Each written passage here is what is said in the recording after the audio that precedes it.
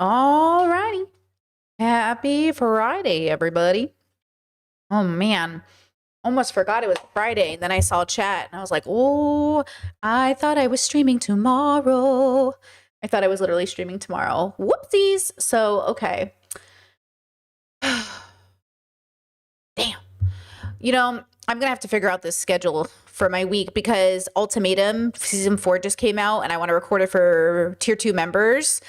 And it's like 10 episodes each an hour. So it's like 20 hours of recording. And then I need to edit everything and export and get past, bans. So that's like to put up the Ultimatum series, just for context, it's going to take me like 60 hours to get it up for members. The reason I stopped posting it for everybody was just because, one, I always want to give my members something. And two, like the payback was not there. I demonetized my videos for members. So members, starting in 2026, I started doing that. So past content might have ads, but I took off the ads for my members and it does make it easier to get through copyright. So I'm going to have that series up for you guys by the end of the month. I'm going to have to probably go through it slowly so I don't burn out, but I'm excited. I can't wait. I've skipped spoilers. I've seen a little bit of preview and I'm like, I can't wait. So I'm excited. It should be good. I've either reviewed or watched every other season of Ultimatum, including the Queer Ultimatum, which sad they're not going to bring that back, but the gays just don't get the views, I guess. Whatever. Maybe because you didn't promote it enough. Maybe because the branding wasn't there, because you're telling me if every queer YouTuber was talking about the Ultimatum. I don't know why these shows don't work. If you're going to work with content creators, there's so many gay content creators out there that could have reviewed the show, interviewed the people. Anyways, don't get me started. Okay. You said the Ultimatum this season was wild. A lot of confusing behaviors. Well, I'm excited. I'm stoked. Chad said, is Ultimatum the one where people get married quickly? It's the one where people are already together and then they either have to break up, leave single, or date somebody new. And it's always kind of interesting how it works out. Most people, I feel like sometimes, well, I guess it's a hit or miss. I guess a lot of people stay together, but even a lot of people usually break up. I don't even remember. There must have been a season where somebody left, where they left with each other, but I can't recall one right now. Okay, so hold on. I think there was well, no. Let me make a note of it actually. Let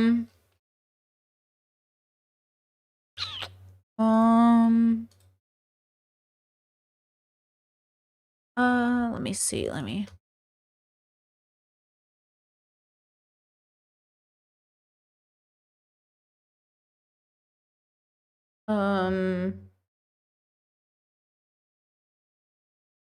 Okay, make a little note for myself. Okay. Let's do this. So, I just kind of want to jump into it, really. Unless anybody has any questions, we can go through those first. But otherwise, I'm going to get into it. And then I have like a pretty set theme for today. So the whole stream will basically be this theme and then I'll clip it for YouTube or whatever, because there are just people who will not watch a stream and that's fine, but they might want to see this. I just want to say that I always enjoy your comments. I always enjoy hearing from people. It is the best part of my job. And it is also it is interesting sort of figuring out if a person is being like good faith, if a person is being a troll, if a person is being so like I told you guys I screenshot comments and put them on the Discord. When I first said that, some people thought like, oh, like in a mean way. No, we have like I have a Discord thread called like questionable comments. They're not so people bully you on the Discord. They're so we can talk about them because they're weird. Like I get some really fucked up comments. Like just to give you an example, I'll just read some. Like this one I screenshotted said, it's biphobic to not want to sleep with a man who sleeps with men. It's biphobic to not want my risk of getting HIV higher. LOL, it's statistically proven fact. Why is that biphobia? Science doesn't exist because you want people to date you? Question mark. Like obviously I'm going to screenshot that, block that person, and then share it on the Discord. Right? Okay. Another person on my Don't Lose Yourself to the Fantasy video just basically overshared and shared their like sexual fantasy. You know, as a man, I'd rather have a group of women hold me down and milk it out of me against my consent. Oh my gosh, that's so hot. And then they went on in like crazy detail, and I was like, and my Discord's like, sir, this is a Wendy's. And I was like, sir, this is a Wendy's. And then I screenshotted that, blocked them, and then shared it with the Discord, because it's like, what we're trying to explain to people is like, you're being weird and I don't know how to trust you. Like, I don't know what to do with you. And so, you know, I think sometimes, like, I don't know if they're bots or trolls, but like people don't even understand what they sound like. You know, like they don't even understand why you're being so weird. This person said, Brittany shouldn't mention the fact that she's autistic if she's going to tell others what they can and cannot eat. It looks bad on the community. And they're like, being vegan is a diet. And then they're like, if you decide to be vegan, remember others have choices in what they eat as well. And you don't get to tell people what to do. And I'm just like, ban. Like, it's like very much like, I don't know, the way people talk, they don't understand. And so, you know, this is why people make decisions, content creators make decisions not to read their comments at all, because in many ways, sure, it impacts the work, but even more than that, it's like annoying. You're annoying, you know? Like I'm the one with the content. Like, what happens is people want to be main characters in the chat. They see a YouTuber, they see a creative, they see a celebrity doing well, and they want to be the biggest Ariana commenter. They want to be the commenter that gets popular. On TikTok, this is a thing, that there are famous commenters. On YouTube, there are people that are like, oh my God, I see you on every video. This is a main character attempt to be well known without the responsibility of putting your face out there, in my opinion, right? And so I think that the dilemma is you run into creatives who, like myself, take it pretty seriously when people leave me comments. And then that's the part where other YouTubers are like, never listen to your comment section. They're crazy. And I'm like, is that true? Is my comment section crazy? Sometimes, but not because of I think the people who watch me on a regular. I think it's the people who find my videos on the random. I think it's the random people that see my content, that have never seen me, don't know anything I'm about, and they just start spamming my fucking comment section. And then it's like, and then what's worse is when I have a person who's like, Brittany, I've been watching you every day for 2 years, and they still don't understand my work. But you know what? That's happened with friends and family. So I don't blame chatters. Like, this is the irony. I've had my own friends and family say things about me. I'm like, that's not even what I believe. So I know that it's not just commenters or strangers, it's humans. Human beings really struggle to understand each other. Okay, so with that in mind, because human beings deeply struggle to understand each other, I want to go ahead and kind of go through this theme with you of, you know, life is miserable and yet there you are, right? You ever hear that, like, saying, if you're depressed in a Honda, you'll be depressed in a Lexus or something? Like, sometimes we look at the world and you think, man, the world's such a shitty place, but then there you are. You know, there you are, because it requires a level of philosophical humility to, when we say the world sucks, to make sure we lump ourselves in there, right? Because what you're doing is you're separating yourself from humanity. You're saying humanity sucks as a whole, but not me. Versus like, nope, you too. Just like we say all white people are racist, it's because like you don't get to separate yourself from racism. Or, you know, this is homophobic or biphobic. It's like you don't get to separate yourself. You only get to separate yourself when we're talking individual, but not when we're talking system, and not when we're talking generally, and not when we're talking overall. And yet it depends on the micro macro of the conversation. Okay. So keep all that in mind as we have this conversation, because I understand that who knows who these videos find, who knows how the conversation is received. But I just want to talk to you guys about why the way the world is the way that it is, and why I have such a deep compassion about meeting people where they are. And I am so firm on open with boundaries at the same time. So I got this comment. It said, I'm tired of having the argument with homosexual people who say they don't date bisexual person and say it's not rooted in biphobia. Gay people can be biphobic. I said, it can also be rooted in self-hatred, fear of abandonment, and more as well.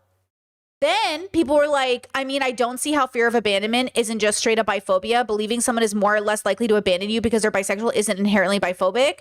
And also self-hatred, wouldn't that be internalized homophobia? And wouldn't that not apply specifically to not wanting to date bisexuals, but rather to anyone who identifies as queer? And then this person says, still biphobia. Do you think that homophobia and sexism, etc., can't be based on those factors? And then they're like agreeing with each other, like, exactly, it's biphobia, you know, and then they go back and forth. Okay. I edited my comment, said, hey, no, guys, as well means to add what you said, meaning I agree. And this is one of the biggest problems with comprehension. Why are you arguing with me when I agree with you?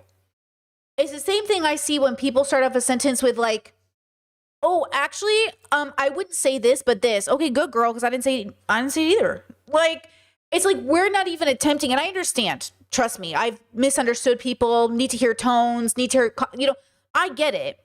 I'm agreeing with you. We're using language that adds emphasis. Now, sometimes this even happens on the Discord where people will be having a convo and the people want to have a convo that makes their brain think about this other topic. And it sounds like they're not engaging in what I posted or what somebody posted. And it takes a while for us to go through it and say, like, that's not what I'm talking about. And you sharing this opinion is not seeing the conversation for what it is. And it takes a lot of effort for us to like calm down. And it's easier in the Discord. It's like 200 people. So it's much easier, whatever it is. It's much easier for us to figure it out than it is in a space where thousands of people could see the comment and have the conversation. Okay. So like, I understand, I do, that it's very complicated. But that's why I say, the world is a reflection of us as a whole, because like, why are you fighting with me in my comment section when I'm agreeing with you?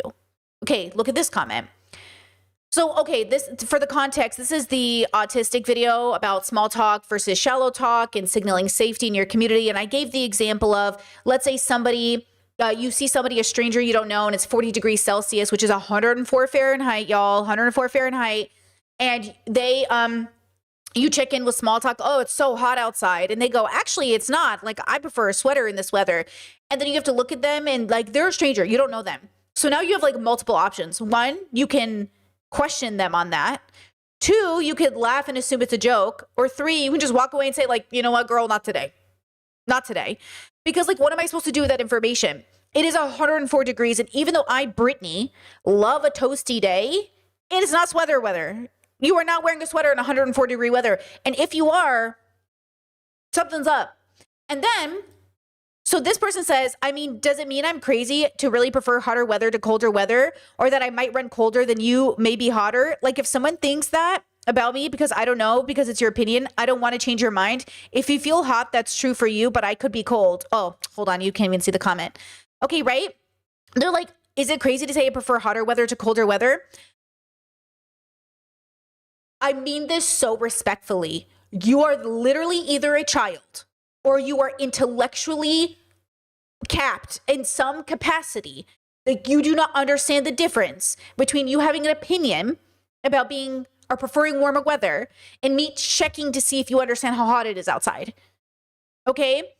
And let's not act like some of you do not pretend you are not cold so you look cool outside. This has literally been documented that even men, certain men, will try to pretend they're not cold in order to sort of like look cool. I'm saying if you genuinely don't think it's cold, that's great. Okay? I believe you. Unless I'm giving an example that is meant to be an extreme and then you're acting like, oh, I don't feel it. Okay, so then someone said, are you ignoring that she said she's talking about extreme heat? 40 degrees Celsius isn't the type of heat the human body doesn't have a reaction to. And I clarified in case they didn't know. I said, hey, 40 C is 104 F. Pretty toasty even for someone like me who loves the heat. And then this person replied, another person said, if the person had just swum in cold water, they might feel pleasant in the heat for 10 to 15 minutes. So you might make the wrong assumptions on their mental state of DIY ice bathing. Joe Rogan's. If you dip into a frozen lake, even on a 210 Fahrenheit degree sauna feels pleasant.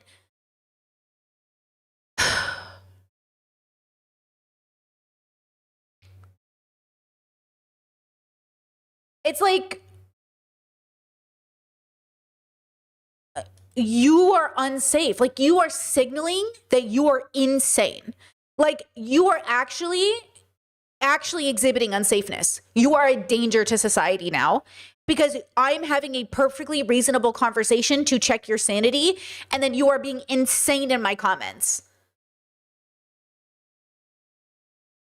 First of all, a 210-degree Fahrenheit day, what are we talking about here? Okay? 2, ice bathing in a lake, what are we talking about here? And if you guys are being sarcastic, you need to put tone indicators down because you're being very weird, okay? That someone says, if someone said 104-degree Fahrenheit was sweater weather, depending on their tone, I think they were trying to be funny or sarcastic. I mean, were they wearing a sweater or long sleeves when they said it? They could just suck at jokes. Sure. And that is where good faith comes in when we're having these conversations. Oh, like you must be joking. How many of us, though, have been in a room with a person that we go, they're just joking, they're just joking. And then you realize like, oh, motherfucker is not joking. Because I've done this most of my life where I have allowed especially men to make a lot of really shitty jokes. And I'm like, they're just joking. It's a joke. Oh, it's not a joke? I thought you were joking because otherwise that is crazy to say out loud. And they're like, it's not a joke. I'm like, oh, okay. So now we live in a world where everybody who's being unsafe says it's a joke. But how many times are we going to allow you to go, it's a joke, before we're like, is it joke? Is it joke though? Is joke happening? Okay. And look, I know there are trolls who just do this to upset you for a reason, which by the way, eventually I will stop reading my comment section and just answer members. Or maybe I'll make it like a competition where like, if you want me to read your comment, you got to get the most upvotes or something. But I cannot be engaging in comment sections with people this fucking stupid. No, Brittany, this fucking hard-headed. I can't. Like, with peace and love, the world is burning. Like, my life is too good to spend my free time, which by the way is my free time, answering these comments. Okay? I am trying so hard to facilitate good community, and it is like so annoying. So, okay. So then I was like, that's why, by the way, we have paid spaces. For the record, that's why we have paid spaces. Because when everything is free, the worst people show up. This is why free spaces are really difficult for people to comprehend how good they work. Because anybody can join and they waste your time. They literally waste everybody's time. It's not even just me. I've seen my own community members just emotional labor so hard, take time out of their day to labor so hard for comment sections. And I'm like, girlies, stop. This isn't even your job. You know, I don't want you to do that. Your life is so precious. Your limited time on earth is so precious. Like, but I understand because we're leftists. We want to be community members. We want to labor for each other. But like, I just warn you right now. But then I want you to remember, don't become a conservative because conservatives will say, oh, see, this is why community is bullshit. And you can't just give everyone. No, the government should give you shit for free. Individuals should make you pay. That's the difference. Okay. Governments should be funding you.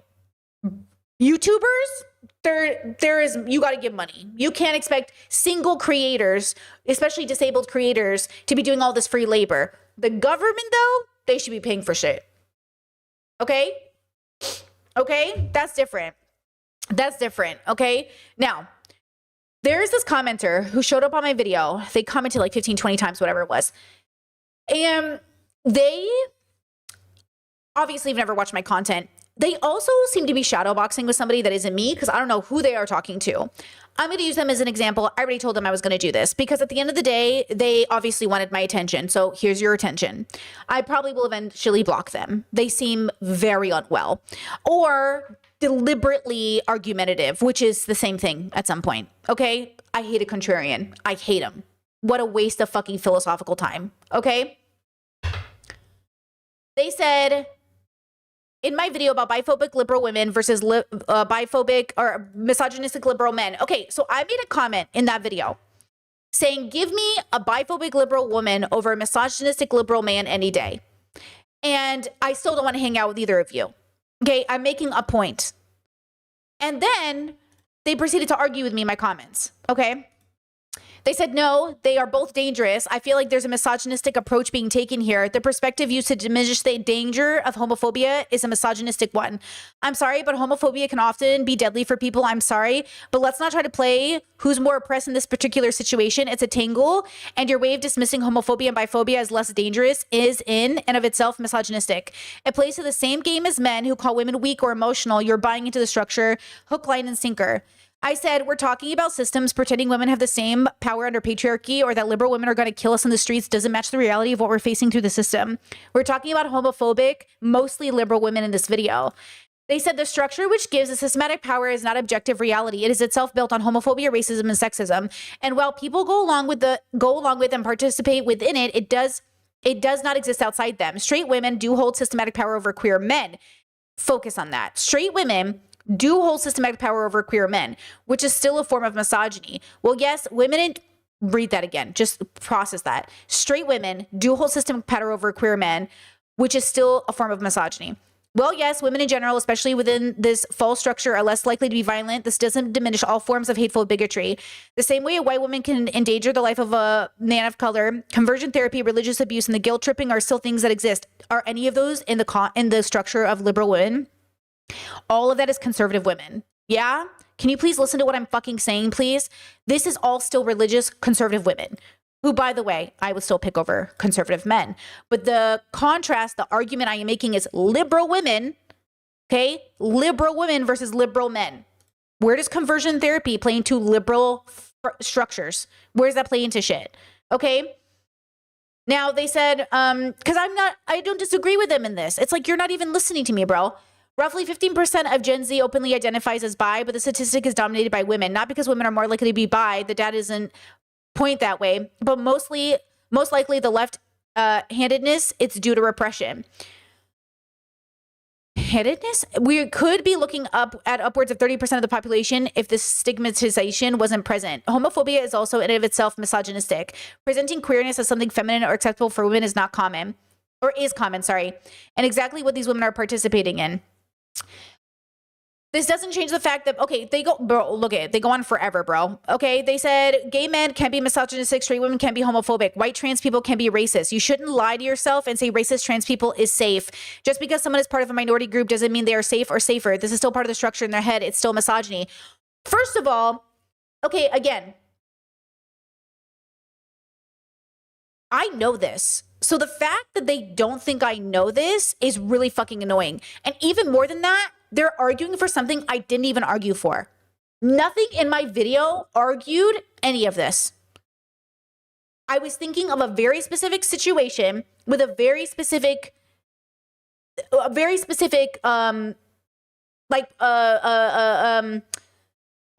this word I want? Like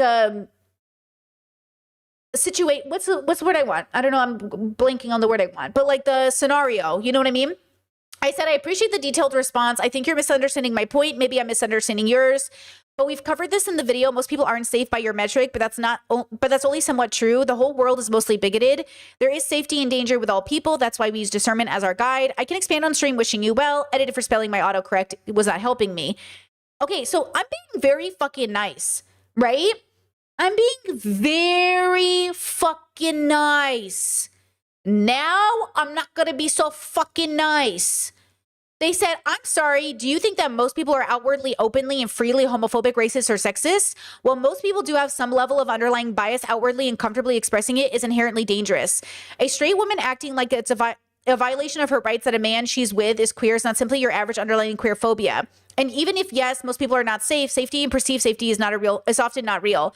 The human desire to feel safe is completely opposed to the universe at large. We have to let go of the idea that people are trustworthy. We are random and unpredictable. Even friendly dogs bite and friendly cats claw. Hi, nihilism much? This is the most nihilistic person I have ever fucking read. Like, bro, chat says the way I would have replied, LOL. Bro, I honestly should have. I'm going to have to ban this person respectfully. They're so negative. This is the most negative, self-righteous, fucking nihilistic thing I've ever read. See how I talk to them like a person and they talk to me like a fucking robot? Are you ChatGPT? Hello? Like, get over yourself, bro. Get over yourself. Like, literally. Okay. So I said to them eventually, because they went back and forth. Okay. So one of my other viewers was commenting, and then they went back and forth with them. And then I said, hey, I'll cover this on stream, but it feels like you're shadowboxing. Who are you talking to? It feels like you're trying to be the main character instead of actually having a conversation, exploring these ideas. You commented a lot on my channel, but it doesn't seem like you're familiar with my work. We don't disagree technically. We're talking about different things and you aren't seeing that. And even the other person's like, bro, did you even read my comment? Like, bro, okay, here's the thing though. And this is the thing that I find so interesting, because if this person is being truly authentic, like truly authentic, they are ultimately negative thinking. So when I say like, yeah, most of the world is bigoted, I'm still being optimistic. Like, hey, most of the world is bigoted, but doesn't that make sense? Like, look at history, look at biology, look at the way the world is, look at evolution. Like, that's okay. Let's make it unbigoted. They're like, the world is bigoted. No one will ever be safe. And you can't trust anyone. Even good dogs bite hands. And I'm like, okay, you know what? Look, this attitude is not a vibe, not good for my skin, not good for the, like, how do I keep going? You know what I mean? Like, if we believe in activism out and we believe in like creating safety with people, then you got to give me some hope around the corner, girl. You're sucking the hope out of the room. And then you're like, you are wrong, girl, with peace and love blocked. Okay. Like, give me some hope at the end of it. You know what I'm saying? Like, what? Chat says you will literally agree with them. They're so pig-headed, they need to argue to be right. I'm telling you, they are arguing just to argue. So I came up with some scenarios in my head that I thought would be funny. Okay, so let's play a game. Okay, let's play bear or man. Okay, let's play bear or man. Just for a second, just to get the vibe of the room, okay? Right? Okay, first thing, a bear or a man. Which one are we choosing, girls? Bear or man? In the forest. Everybody knows the, would you choose a bear or a man to be in the forest? A random bear or a random man? Okay, we all choose the bear, yeah? That's why we have the bear emoji for the members, okay? If you're a member, you can use the bear emoji. We have a bear emoji in chat, girls. Okay, now, bear. Easy. Okay, bear or woman? Bear or random woman? I choose random woman. I do. Even though statistically she's gonna be conservative or bigoted. I choose a woman. Because I just know she and I are gonna chill. We're gonna be chill. Okay? I'm not, like, I would rather, you know what I'm saying? Like, I love a bear, but I choose a woman. Okay, here I'll put a little Bulma emoji in the chat too. Woman, okay? Okay, so now we understand. Now, okay, so are you ready? Bear or Ben Shapiro? Bear or Ben Shapiro? Bear. You choose a bear, okay? Bear. Bear or Ben Shapiro? Bear. That's my answer, bear. Okay? Right? How do you guys feel about it? Ben Shapiro, bear. Anybody choosing Ben Shapiro? No, we're all choosing the bear. Okay. Okay. Ready? Okay. This is where it gets complicated. This is where the test really comes in. Bear or Blair White? Bear or Blair White? Honestly, I'm choosing Blair White. I just know she and I would have a good time. I just know we would have, you know what I'm saying? Plus, I'm more mask. So, like, I'm going to protect a lady in the woods, you know what I'm saying? But, like, I would choose Blair. Plus, I've met her in real life and we worked together a long time ago when but, like, I would choose Blair White. I'm not hanging out with a bear over Blair White, but I'm not hanging out with a man or over a bear. Okay? So, Blair. Okay? Me and a woman, easy. Okay? Right? Okay. Second test. This one's hard. Bear or Ariel Scarcella? Bear, Ariel Scarcella. That one's harder. That one, because you just know Ariel is annoying. You just know Miss Scarcella is fucking annoying. I think I'm going to choose her over the bear, though. I am. Because, at the end of the day, a bear could kill me. First of all, Miss Scarcella could not kill me. I could take her in a fight, period. But also, we would just debate. We would spend the whole time debating. And you know what I mean? Like, at least I'd be stimulated. You know what I'm saying? So I'm choosing Ariel Scarcella. Okay? Done. Okay, ready?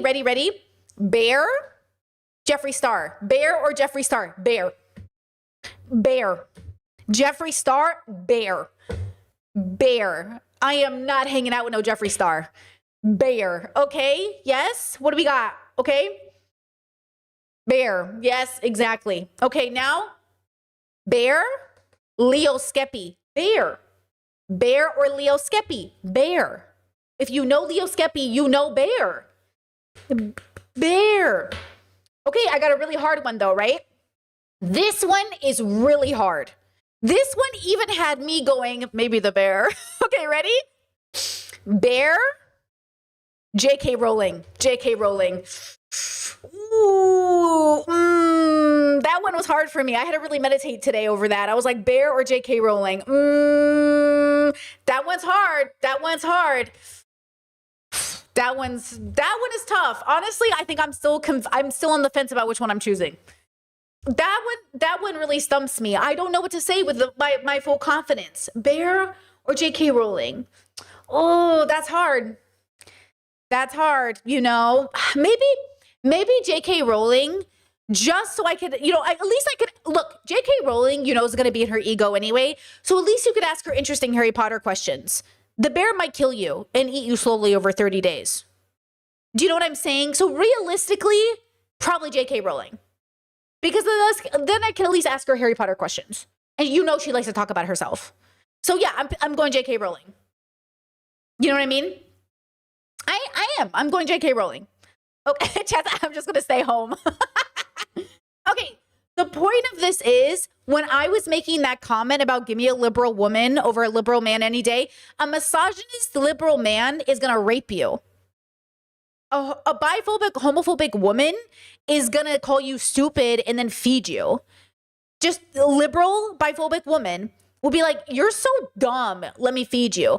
A liberal, misogynistic man, like the ones I've had to interact with over 3, 4, 5, 6 years, you've seen it. What do? They send stalker campaigns against you. They call you BPD. They harass you. Never has a woman done this to me. Never in my career on the internet, no matter how much beef I've had with a woman, has a woman ever done this to me. Every single man has always done this to me.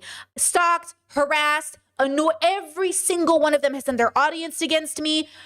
I just never have that issue with women. So forgive me for having an experience, right, where I would much rather choose the biphobic, homophobic woman than the misogynistic man that's going to turn his whole fucking misogynistic army against me and bring up the statistical probability of me dying. Okay? So when we have these conversations, okay, we need to be aware that there's a generally, then there's the exception, and then there's just like the reality. This is why I do think YV Edit and Sovereign Woman and all these people end up picking like women so hard that they become transphobic, because at the end of the day, when push comes to shove, these liberal men think they're safer than homophobic women when they are out here raping us. So like, no, you know what I'm saying? Like, I understand why people go straight back into bigotry, because that's how they were trained under the system. And I'm trying to tell them, don't do that. Don't become bigoted because of these men. But the moment I make a video talking about like, oh, these liberal men think they're good people. Oh, you think you're good people because you're pro-gay, but you're out here raping people. You're out here having CSAM on your computer. You're out here literally like sending your audiences to harass people. None of the women I have ever talked about have done this to me. Look at me making video about Lisa. Never has she sent a bunch of women at me. Never has this happened. Okay, I make 1 video, 2 videos about a boy, and all of a sudden, even my chat's like, Brittany, why is your chat so bad right now? And I'm like, bro, these boy audiences. So no, every time I will always pick women. In the state of the world we live in now, would I always prefer to pick queer women? Yes, but Blair White is trans and Ariel's a lesbian, and I would still be hanging out with internalized transphobic, internalized biphobic people, or not internalized biphobic, but biphobic lesbians or whatever Ariel is, transphobic. I guess she's transphobic, but you know what I mean? Like, yes, of course I'd rather hang out with queer people. But if I had to pick against the system of patriarchy who I'm fighting with, obviously I'm going to team up with the girlies, the gays, the days. Okay? That still includes men, but at the same time, the girlies, gays, and days. Okay? Now, let's watch Cat Black, because she has a great video about this. Final words on it's homophobic to reject by men. Just hear her out. I don't mean to sound a certain way when I say this, but I do think some of the things I'm saying have gone over people's heads, so I'm going to summarize it in under 5 minutes. Feel free to call the straight women who reject bisexual men biphobic, homophobic, or biphobic. And you're right. Definitely. I'm not going to negate the fact that when you ask most of these women to discuss why they would reject a bisexual man, most of the answers are just homophobia, right? Last person who responded to one of my posts about this said, I don't hate bisexuals, I just think they're greedy. That's biphobia. That's biphobia. So I agree that most of you are correct in your assessment. I also think that if you choose to engage in this conversation in the way that we've been engaging with it, which is largely strangers having conversations with other strangers, you need to accept that the women in that conversation are going to interpret what you're saying as force. You have to be comfortable with engaging with that. They're going to interpret it as force because women who are straight, well, all women really, exist in a culture that is constantly trying to coerce them out of the things that they want. Constantly. All the things that they say that they want or they need or would require, they're discouraged from feeling. Though you're not trying to do this, entering into a conversation with a person who's already being coerced, telling them that when they say they don't want something, they should reflect upon that, maybe think about how they treat people beyond this conversation. But for them, it'll always be a personal issue because they're talking about their personal relationships. Most people are not going to be able to control who they are attracted to. Most people are not going to be able to acknowledge their attractions come from systemic bias and then somehow change how they feel within a certain conversation or two. My experience as a Black plus-size transgender woman is that people typically, if they are already propagandized against including me, only get there after they've been exposed to people and humanize them. That is a long and often, in my experience, dehumanizing process, but it is a process that is often required for people to actually change their opinions and perspectives. Additionally, it needs to be something that they want to do on their own. Mm-hmm. So the kind of woman who's saying, I don't want to date a homosexual or not bisexual, I don't want to date a bisexual because I think he might be homosexual, that is not the sort of person who's ready to receive the conversation. Whether they're ready to receive the conversation or not may or may not matter to you, but I think most of you are trying to have a productive conversation. I don't think you're going to win this debate.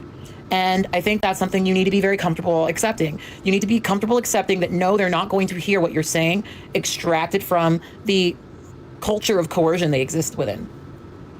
You also do need to recognize that a lot of these women are, yes, maintaining patriarchy, but are maintaining a patriarchy that they've been taught from a very young age their normal is the natural order of things. Yes, women do indeed reinforce patriarchy, but coming out of that is a long process, not a short one. So I'm going to try not to make videos about this. I got to fucking finish my hair, but I just want to say that and leave it alone. I think what you might be missing if you're not hearing it is that Kat is doing something here that requires a lot of compassion. And she's not in survival mode. Kat and I are in very privileged positions in our life. We're both very successful. We have our own careers. We're in healthy relationships. We've been living authentically as ourselves for a very long time. And we've already fought a lot of we've already gotten out of survival mode. So now we're in the reality of living in our joy and having to combat systems of oppression. So it's a different perspective. It allows us to look at the people that we used to know with much more love and compassion and to see them for the flawed being that they are. It also allows us to be very patient with people. And sometimes it means that we have to do the extra work of recognizing that not everybody is at that state. And so they might not be ready to offer that compassion to other people. And that's also fair. And I think that that's also something to think about. I actually just watched this video this morning. It says, why you mean the entire internet has ADHD? And something about this conversation, I don't have my phone on me. I had a timestamp to show you, but I don't know where it is. But this lady here on the very left, the Asian lady with the red lipstick, she specifically said one of the most freeing experiences she had being diagnosed ADHD and autistic was looking at her immigrant parents and no longer blaming them for the lack of effort or attention she received as a child, because she recognized like, oh, like you might be neurodivergent or you're on a journey. And this is what I learned in therapy as well, is through DBT, a form of radical acceptance that is both philosophical and medical, but an understanding that like, oh, like they are me on a different timeline. Like all of these people, all these bigoted people, all these like people on their journey, like I would have been them. This narrative that like, oh, that wouldn't have been me though. You don't know that. You could never know that, because the reality is like we could have been you. Like it takes a lot of effort to not have been that person. And so I just love that. That's, you know, sometimes getting diagnosed, sometimes learning just makes you so much more compassionate, because you're like, oh man, people are really going through it. Like, I just don't even know how to explain to you how much people are truly, truly going through it. And it's hard because we don't understand the world for what it is. We don't even understand how we got here. And so here's the thing. There is a difference, and hear me when I say this, and this is something I had to learn the hard way, between understanding that people are struggling and still holding people accountable and knowing the difference between a public figure and a person in your own private life. And I know that I've done this in public with creators where I'm like, oh, they're on a journey. What are you going to do? The dilemma is that it's both things. Yes, they're in the public eye, so they have an extra layer of responsibility. And also, like, what do you want them to do? And also deplatform. And there's a balance between which one you call for, which one you advocate for. But look, Trump got elected for a reason. The world is the way it is for a reason. But I am not nihilistic about it. I don't think it's a negative so much as it is, right? Like, this original comment that I got from this person who's just like, negative, and the negative, the way they espouse their negativity, they're basically not actually accepting the world for what it is. They are blaming the world instead of recognizing, like, well, you're participating in it. You're coming onto a comment section of a girl who works really fucking hard to put out content and putting out 15 different comments disagreeing with her, even though she technically agrees with you. It's just she's not having the conversation you're having. She tried to correct you and like, hey, just so you know, and you just kept doubling down. You are exactly the problem with the world you're pointing out in my own comment section. You're not listening. You're not considering people's experiences. Like, we're not even having the conversation because you're too busy being grumpy, And you're forgetting that the world is so fucked that we have to unlearn so much of what we think is normal. Look, again, you want to talk about patriarchy, and like you're talking about a West Asian girlie whose grandma was married at 10 years old and had 17 live babies. 17 children, and you want me to say she is more dangerous to me than the men that put her in that position? You know what I'm saying? Like, you can go fuck yourselves. Like, I will choose my grandma over any man in the family that put her in that position, period. And the women who participated in it, many of them were married at 16. Many of them were still victims of that system. So again, you're doing this thing where it's like straight women are a threat. You think these women are straight? Half these women don't even know they're gay. Half the women in my family that talk about, oh, bisexual this and this and this will also say, it's normal to have crushes on your girlfriends. They're not even straight. I might be the first gay person in my family to come out, but I'm not the first gay person. You act like my grandma couldn't have been a full-blown lesbian. We don't know. That's what I'm saying. Half my family could be trans. We don't know because they don't live in a world where they get to. So even this narrative that like trans women have power in the world, like straight women have power in the world. Who's straight women? Who? Women who say they're straight, women who come out straight, women who pretend to be straight. But like, again, why are they even doing that? They're busy. They're trying, like, many of them are trying to survive the same way that like you'll have gay men who don't come out of the closet and participate. Yes, they're responsible for what they participated in. That's awful. Blair White is responsible for the way that she has made the relationship with the trans community even worse because of the way she pushes out conservative ideas. She's still a trans woman suffering from internalized transphobia, right? So again, when we have these conversations, it's like you have to understand this about the world and accept it and then do your best. But instead of accepting it, this commenter is like, Brittany Simon is doing this thing that I'm not even doing. And it's like this is the, okay, look at this. This is from the Newlywed Game, 1967. Okay, this is 1967. And in this part of the game, okay, this is the full episode. This is a YouTube channel called Game Show Rewind. Okay, you can watch old shows on this channel. And I'm just going to show you a second of it because I don't want to get copyrighted. But in this segment of the show, okay, the wives, so the show works where the husbands are out of the room and the wives are asked, what intersection or corner street does your husband go to watch women? That's the question. Yes, you heard me. Okay. And the wives have to go, what intersection does my husband go to oogle women? And then the women write down their answers. Then the husbands come back into the room and they give their answer. And if it matches, they get a point. Okay? Right?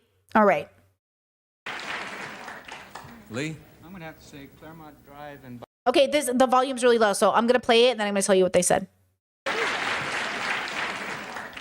Lee? I'm gonna have to say Claremont Drive and Balboa because the high school's Claremont up Drive there. and Balboa. Oh, the high school's right there. All right. Atta boy. So if you didn't hear him, he said Claremont and Balboa because the high school's right there. And then the host laughs and goes, "Oh, the high school's right there. Yada boy.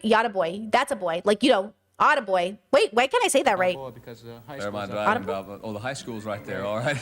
Atta boy. Attaboy. Why am I saying that? Why is it so weird now? Anyways, okay. Do you get what I'm saying? Okay. Do you get what I'm saying? And the wife is sitting right there. Okay, watch this. She said it's Claremont Drive and Fairview. It's right our corner, all those girls And he looks at her like she's a fucking idiot. Fairview. She gave the wrong answer. walk up and down the street all the time. Yeah, but there's more of them up at the high school. And she's like, all the women walk up and down the road there. He goes, yeah, but there's more of them at the high school. Look, these people could be 21 or they could be 45. You know how with these old shows, I can't tell how old anybody is. But gross. Either way, they are newlyweds. It's the newlywed game.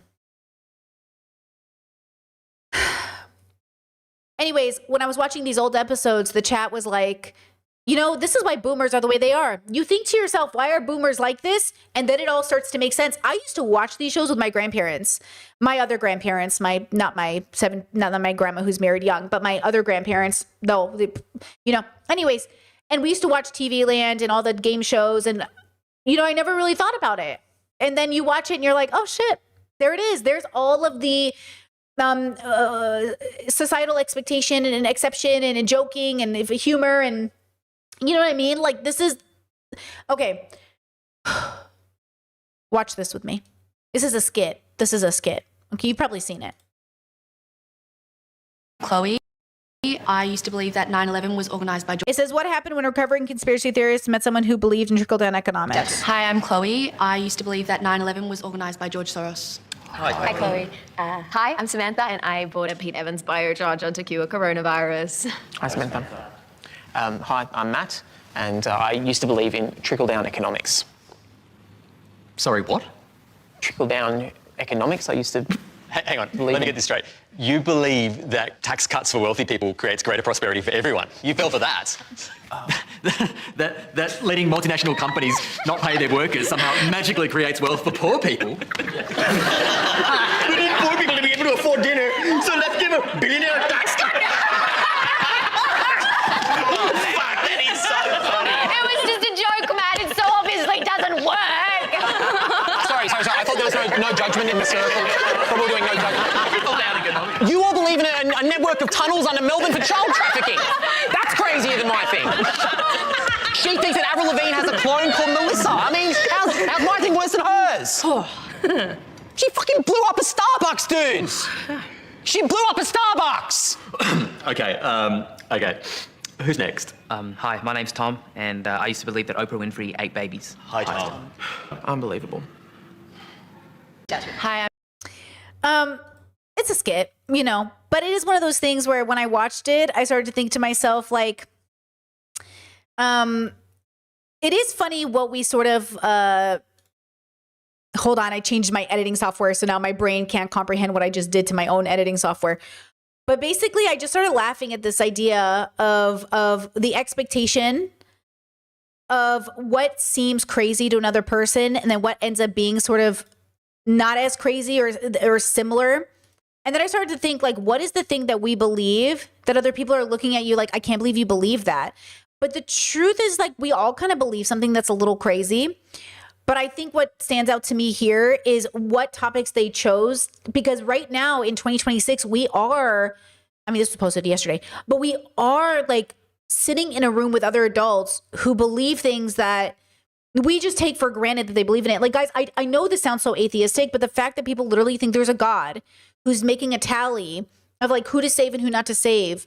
And the fact that they're like, oh, this surgeon didn't save my child, God did. Or the fact that like there's natural disasters or kids being raped or like all these other things. And then they're just sitting here like, oh, this is there's a God up there watching us, or we're going to go to hell for being gay, or like, it's like, but at the same time, because people who are religious function so well, I know that sounds crazy, but they do, we kind of let it happen.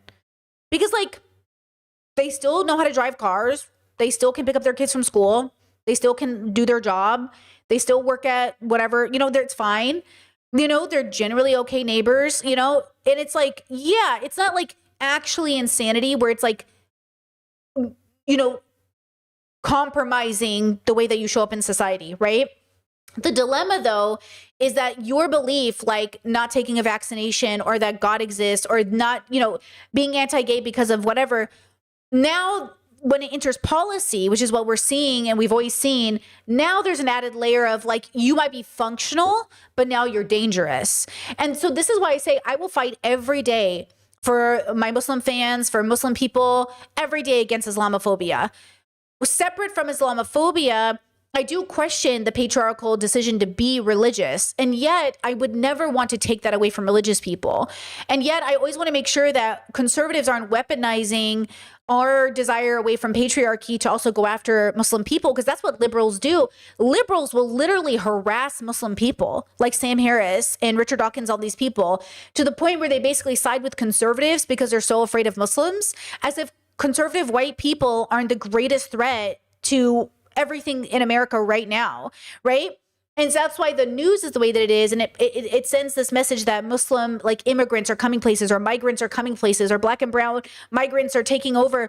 It's sending a message that white people aren't a threat to us. And then what's worse is I've seen black and brown people internalize this idea and fight with me in my own comments about Brittany. It's like black people are more homophobic. I'm like, no, they are not. And I'm like, you're buying into a white supremacist talking point. Charlie Kirk, before he died, literally said, I can't believe gay people are advocating for Palestinians not to be genocided when they're homophobic and will throw you off rooftops, as if Charlie Kirk is not a homophobe. Do you know what I'm saying? So like you sit there and you look at people and you're like, why are you falling for this? Because if it's a narrative, guys, believing white people are more liberal, or believing white people are more liberated, or believing that white people have a more time to be chill, like this is a talking point of white supremacy that allows white people to exist as racist and homophobic as they always have been, but they get the social assumption, the credit of being more open-minded when they are not. And that's why we're sitting here in the way that we are now. And listen, I think sometimes this is what people think about women. Like women are given some automatic social credit of being more open-minded when they aren't. And I think that could be true too. I think gay people also get that if you're gay, you're assumed to be more open-minded, when that's not technically true. Even autistic people, we say that with autistic people too. We're like, autistic people are more open-minded. Everybody, okay, is what they are. You met one black person, you met one black person. You met one autistic person, you met one autistic person. You met one woman, you met one woman. Okay? You got to stop assuming that, because you're a part of this group, you're more open-minded. If only, I wish there was one group on the planet that was technically more open-minded. But there doesn't seem to be. It seems to be very specific to a lot of different intersections coming together perfectly to create an open-minded person. One of which starts with curiosity. Okay, hold on. I have the same editing software I always have. I need you to recognize that this is truly the disability part of my brain, because if I can't grasp an idea, I'll just say it. But once I grasp it, I am a pro and you cannot question me on it. I've been playing I played probably 50 hours of Overwatch. And I still never know the difference between attacking and defending. And I'm like, which one is this? Which one is this? It's truly, if my brain does not care about the information, I will not grasp it. So I'm using the same editing software I've always used, but I don't remember how to fix this problem because it hasn't stayed in my brain, which is, by the way, why I always say, what's the difference between knowing and thinking you know? Listen, I don't know the answer, but I'm not stupid either. Like you can't call me stupid. I'm just saying I know more than you in some things and I don't know everything in this. So the difference between knowing and thinking you know is so important. Believing is so much different than knowing. Okay? So I'm telling you right now, never underestimate how much I forget to do things. Okay, I think I fixed it. Ooh. Yes, girl, we fixed it. She figured it out. Move over. Okay. Now, let's jump into some bubbles to make my point clear, because that's really what today's theme is, okay? You can't sit there and say the world is a horrible place, everybody's so evil, and the You can only say that if you're doing it so we get better. But if you're saying that so you can think you're superior or better than other people, you can't actually say that. You're a loser, bro. You're a fucking little loser, okay? You're a little nihilistic Reddit boy, and you're a loser because you think that you're superior over everybody else when you are sitting here absolutely participating in why the world sucks. How dare you bring your negative attitude to my comment section, okay? Let's watch this video together. Trump voter says he feels betrayed after ICE detains his fiancée. Just happened 19 hours ago. How do I feel? I feel totally betrayed. I mean, you never think, or I never thought a guy like me would ever be involved in anything like this. 8 officers, ICE agents, swarmed Jasmine, detained her, didn't tell us why, and rustled her off into a car. No explanation was given. I was just in total disbelief. Nothing like this has ever happened to me. You know, I have several businesses, I'm law-abiding, and I pay a lot of tax. What would you say to somebody watching at home who may think, well, John, he's criticizing the president or the administration on this issue of immigration because of political reasons? Oh, I'm definitely not. I voted for Trump. They are picking up law-abiding citizens. They're destroying families, jobs. You underscored, John, that you voted for the president in the most recent election, I assume. Yeah, I wouldn't do that again. Not after this fiasco. This is like the Gestapo. I would never have thought the United States would act this way. Go after the criminals. We're all for that. But leave the mom and pops and the kids alone. Love, Jasmine. That's it. How do I feel?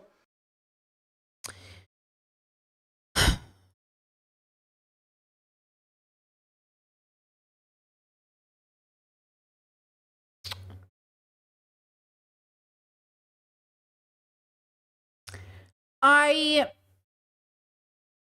personally don't feel very moved by his story, but I am devastated for all of the families, including his own, that will ignorantly continue to choose to support Trump. Because he says, like, I'm not doing that again, but are you going to turn your activism around? Is this part of your activism? If you get your wife back, will you just like go away and not continue to, or will you tell your friends and family? Will you stand up against it? Will you be like, this is devastating. No family deserves to be picked up by ICE.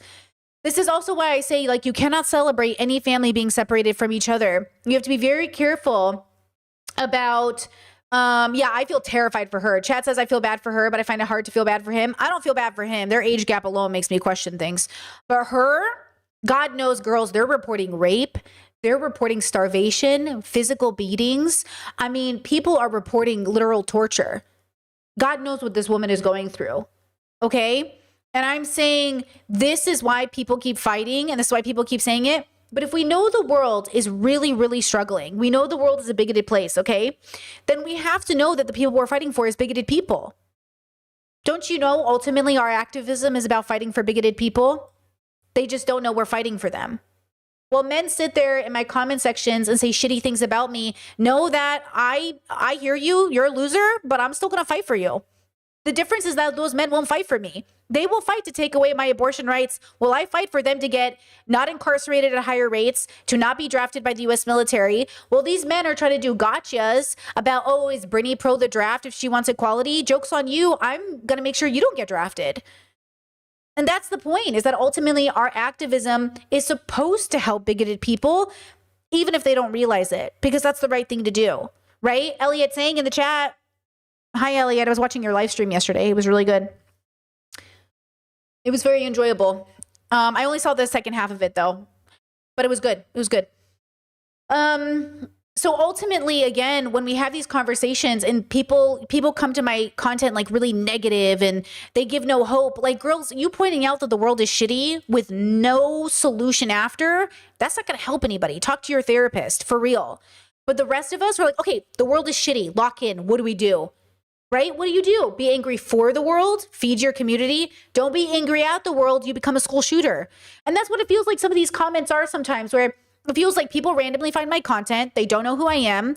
And they just start talking about how bad the world is and there's no solution after. Okay, let's pivot to a TikTok that jumps back into this conversation about dating and consent from the trans perspective. I found this TikTok very interesting. Tell me what you think. Here we go. So I'm trans, right? Born female, present and reside in society as male, whatever. I posted a video one time claiming like if a girl wants to just like kiss, like have some fun in that realm, nothing more, and it's just like something random, like one night or something, I'm not gonna just tell her I'm trans. And a lot of people think I should be telling people I'm trans in that situation.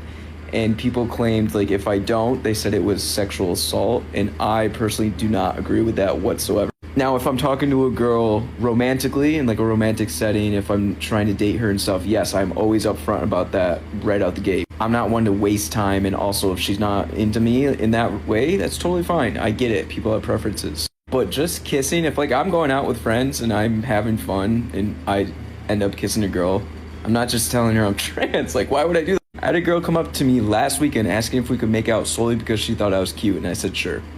Never told her I was trans. So I'm trans, right? Born.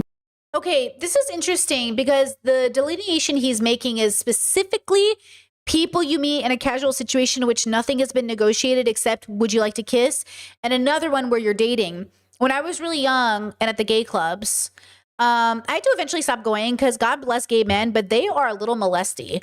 And eventually it became really violating. And I was like, oh, we got to stop that. But I remember gay men would come up to me and be like, and then they would grab me and start making out with me. And I'm like, oh, I don't want to do this. And they're like, oh my God. And I'm like, I don't want to make out with you.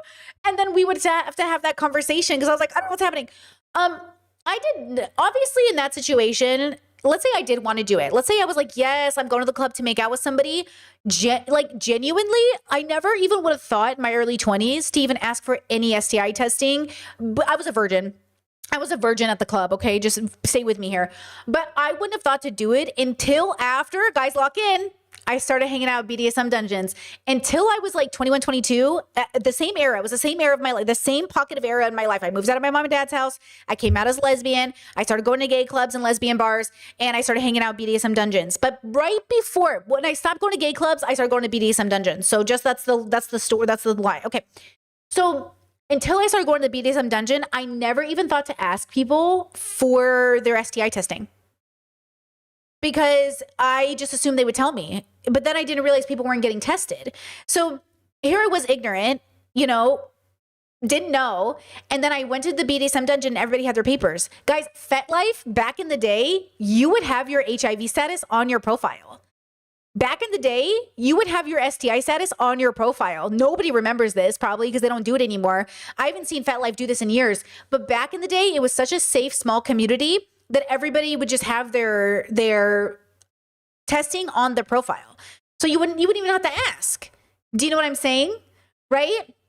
Let's see. Let me scroll up really fast. Elliot says, thanks. Yeah, I also feel so much more at ease in my politics when I decide I'm fighting for people, even if they don't fight for me. Integrity keeps me grounded, but squabbling makes me lose focus. I mean, true.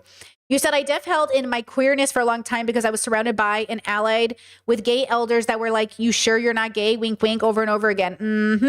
And that's the part of, I love our communities. I live for our communities. And yet our communities are having different experiences.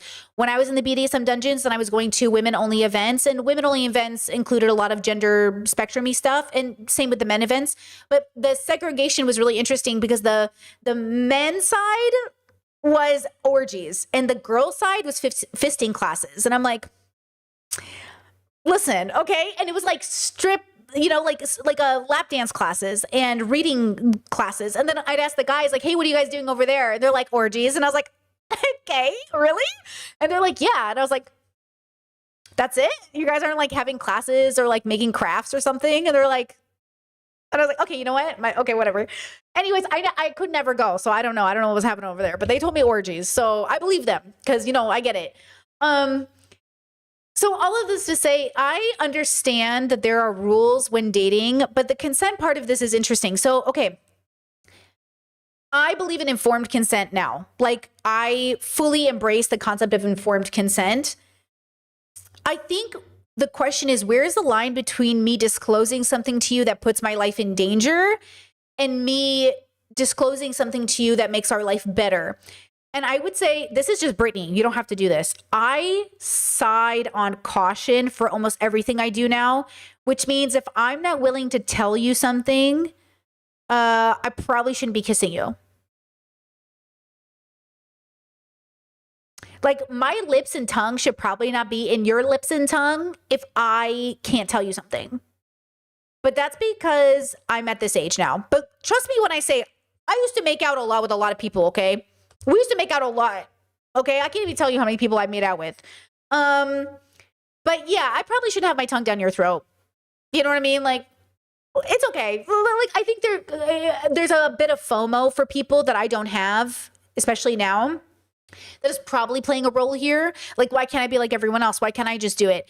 But, you know, maybe not be like everybody else, you know?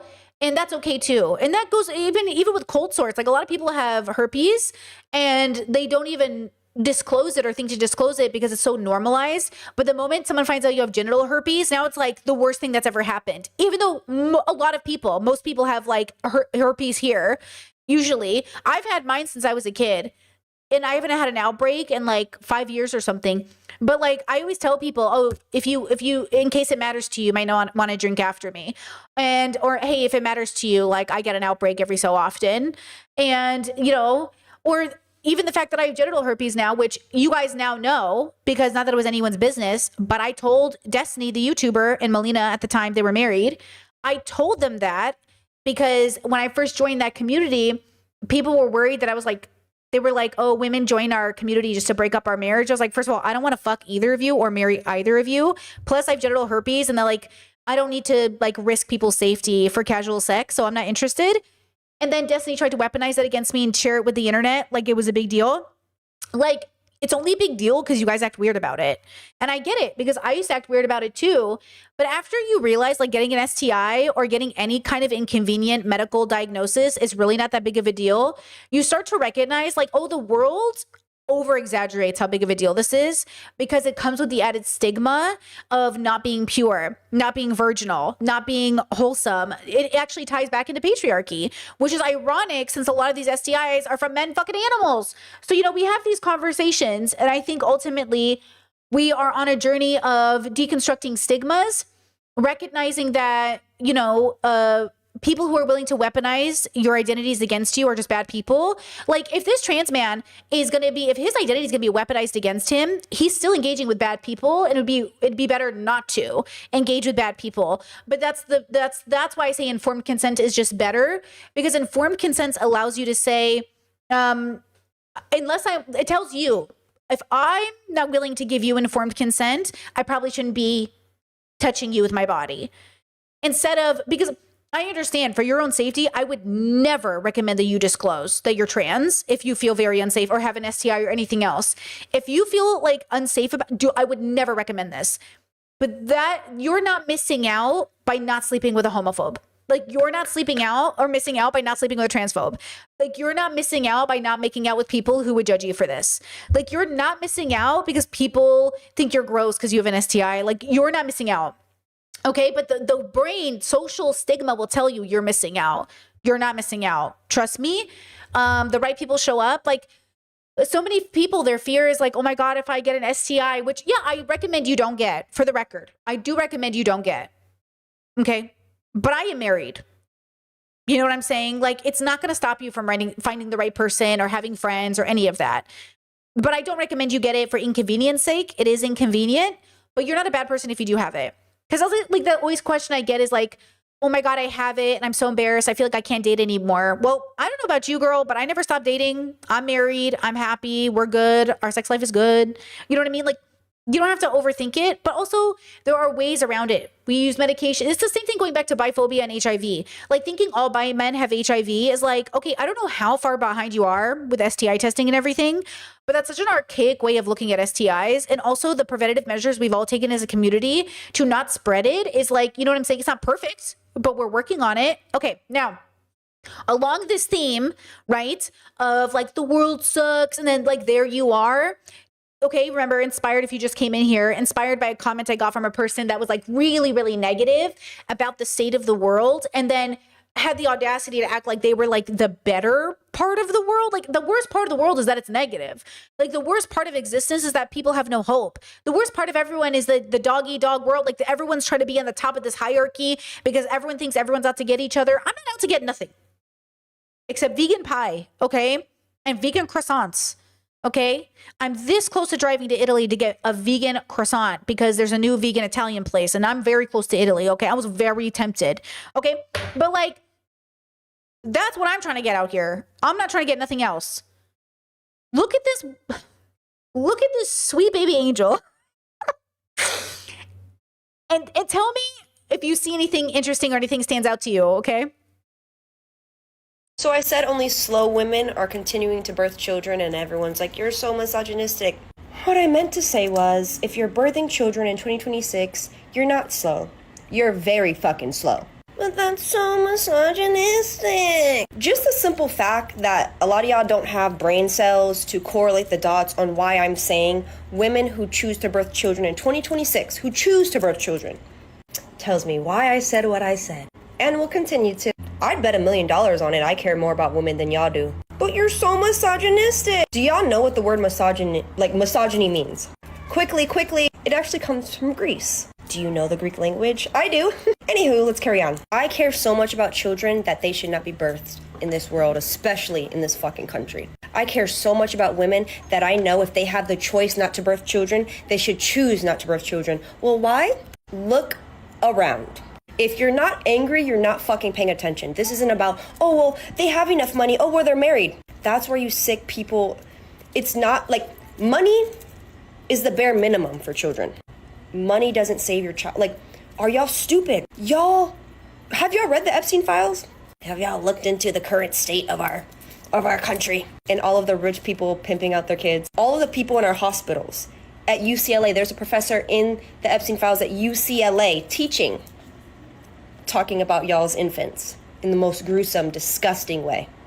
I can get so deeper on this topic, but yeah, I'm going to double down. If you're still birthing children in 2026, you're not just slow, you're really fucking slow. Okay, so I came across this TikTok and I was like, that's an autistic girly right there. That's autism. That's autism, girl.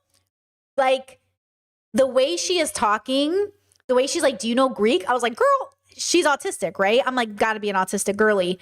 I go to her profile and right here, autism symbol. Okay, I only know one group that uses a symbol and it's an autism symbol. So if she's using it for something else, people let me know. She said children and women first. Okay, that's her slogan. Foster care HBCU grad. Okay, our foster care to HBCU grad. Okay, listen. Okay. Hold on. Wait, what's this? What's this? You know something? Maybe once a week, I wake up paralyzed. It says, when they try to hurt me, but my dad who raised me as a single father passed away, so nothing phases me anymore. I already felt the deepest pain.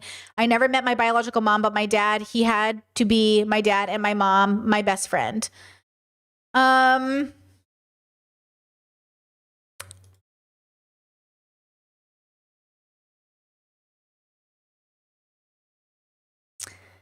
So I see her and I just see so much pain. You know, I see her and I'm like, oh, girl. Like, people think I'm anti-natalist, but I'm not. I actually think your babies are great and you should have babies. I also think you should be very considerate of your babies because most people aren't. 40% of pregnancies are unplanned. People aren't thinking about the babies they bring into the universe. But she's so sad. And this is nihilism. Like, there is just like philosophical nihilism here. And that's why I say, like, I'm not a nihilist. I don't have time. You can't get anything done when you're a nihilist. All you get done is not understanding that in a world that is healthy, people are having babies. In a world that is healthy, people are building families. In a world that is healthy, you're going to school. In a world that is healthy, you're feeding your community. Like, in a world that is healthy, yeah, we're bringing babies into the universe. Not only that, but the world doesn't revolve around you. Guys, the secret is there are a lot of Americans, even middle-class, poor Americans, that are living a better life than you. They are happy. They have communities and people they rely on. and they're going to bring babies into the world, and the next 100 years of their family legacy in their bubble, they will have had a great experience with life. We're not all having a universal experience. Most of us are struggling, yes. But some people are just living in bubbles where they just like have no idea. And I know because my brother's family is kind of one of them. Like when I look at them, I was like, you don't have to even know. They don't even have to know what's going on. They're just like, their whole community is vibing. All their friends and family. And I'm just like, are you guys just like living in your own world? They are. And that's how a lot of people are around the whole world. They have to be. Like you locked into the news is your specific thing.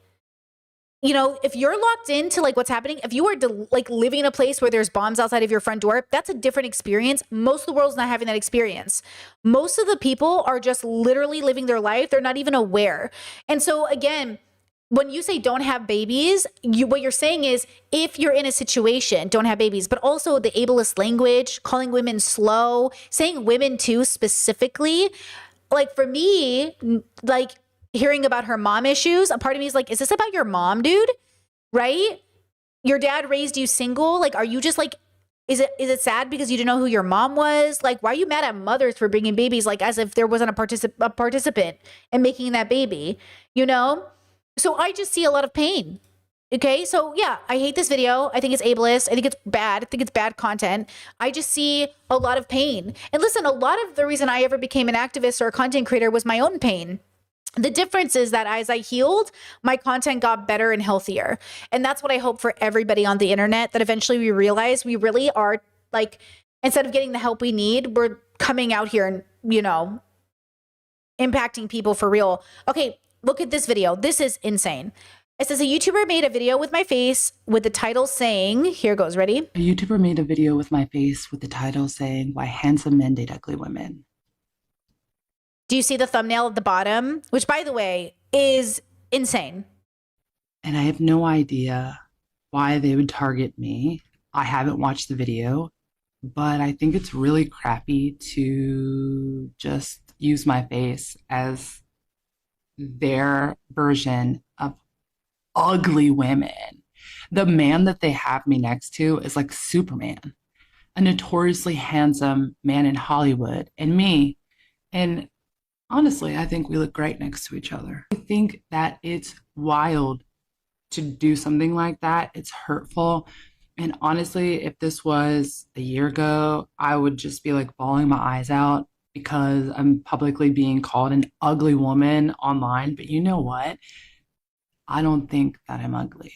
And I used to really think that I was ugly. And I just think a lot more of myself now. So Superman, I'm available for a photo shoot. I think we would look great posing next to each other. Yeah.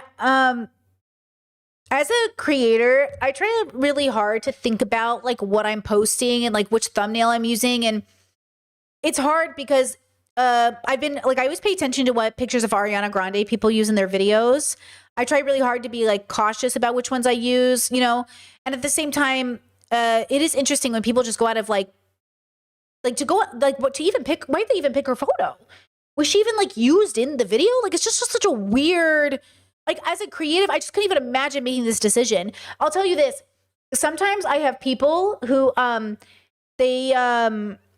they'll send me like, oh hey Britt, I do video editing, and most of them are spam. Like most of them are literally like scams.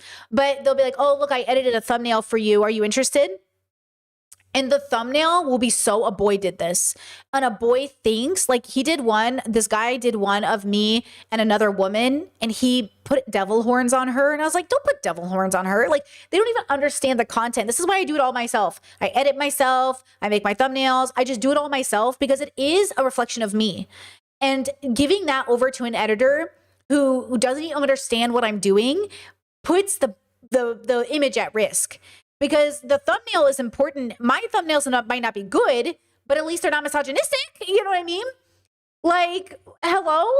And so, when you know, it's just when people do stuff like this, they're engaging in like a level of harm that is so unnecessary. So shout out to her and making this video. I appreciate the energy. Also to the chatter who said like, what did you say? Like hurt people bleed on those who didn't cut them. I think I want to just point out something I've noticed is people say like hurt people, but instead of using it as a reflection that we're all wounded, they use it as a judgment like, oh, hurt people, you have problems. No, we all have problems. We're all hurt people hurting each other, which again brings us back to the theme for this live stream. We're all hurting each other. We all cause harm. Okay? We all cause harm. And I am saying that harm is our responsibility to mitigate. We have to be less bad every day. So again, it's not about being perfect. It's about being attempting to say something. Now, this next TikTok is very interesting. Are you ready for this? There is an artist who went into different communities and basically LARPed as the community. And I want to know what you think about this, because as a person who's bubble hopped a lot of my life, I think I've done this autistically. And the comment section is like, life of a BPD woman, welcome to autism. And I was laughing because that was my life. I have been every type of person in a community, and I do start talking like people and dressing like people. And I'm like, oh, is this me? Is this me? Is this me?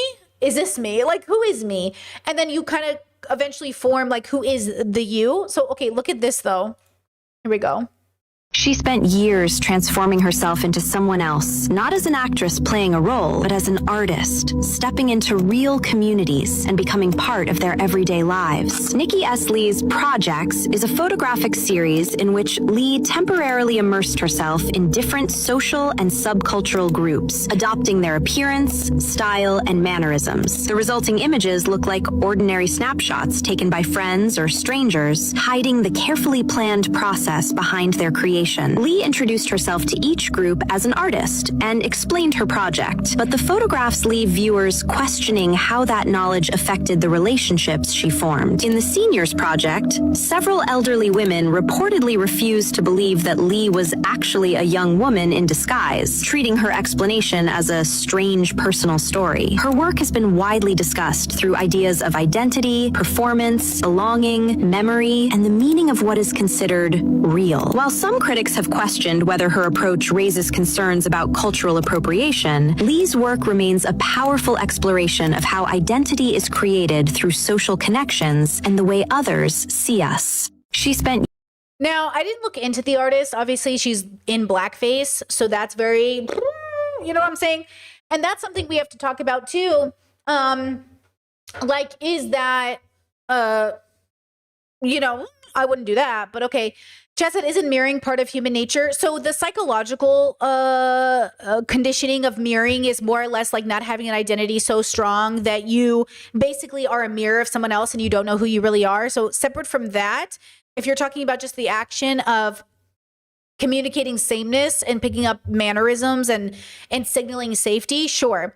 But if you mean the technical, like the medical mental health part of mirroring, like that's not good because you're losing your identity to the mirroring. But if you mean just like in general, like I said that to somebody once, I was like, yeah, I do that when I'm with people. Like I kind of signal to them in their language and they're like, oh, are you mirroring? And I'm like, no, I'm not mirroring. Like I'm not losing myself to it. But I will say, and this part is really important, I do think if you stay around long enough in a bubble, you will forget who you are because we are social creatures. So this is sort of like, this is sort of that idea of like, who am I and who am I in relationship to my community that my introspective system is constantly trying to work on. Because again, when we think about who we are, we didn't just pop into existence, right? We're all that came before us. We're like the Avatar, okay? There's a lot of other people who impact who we become, right?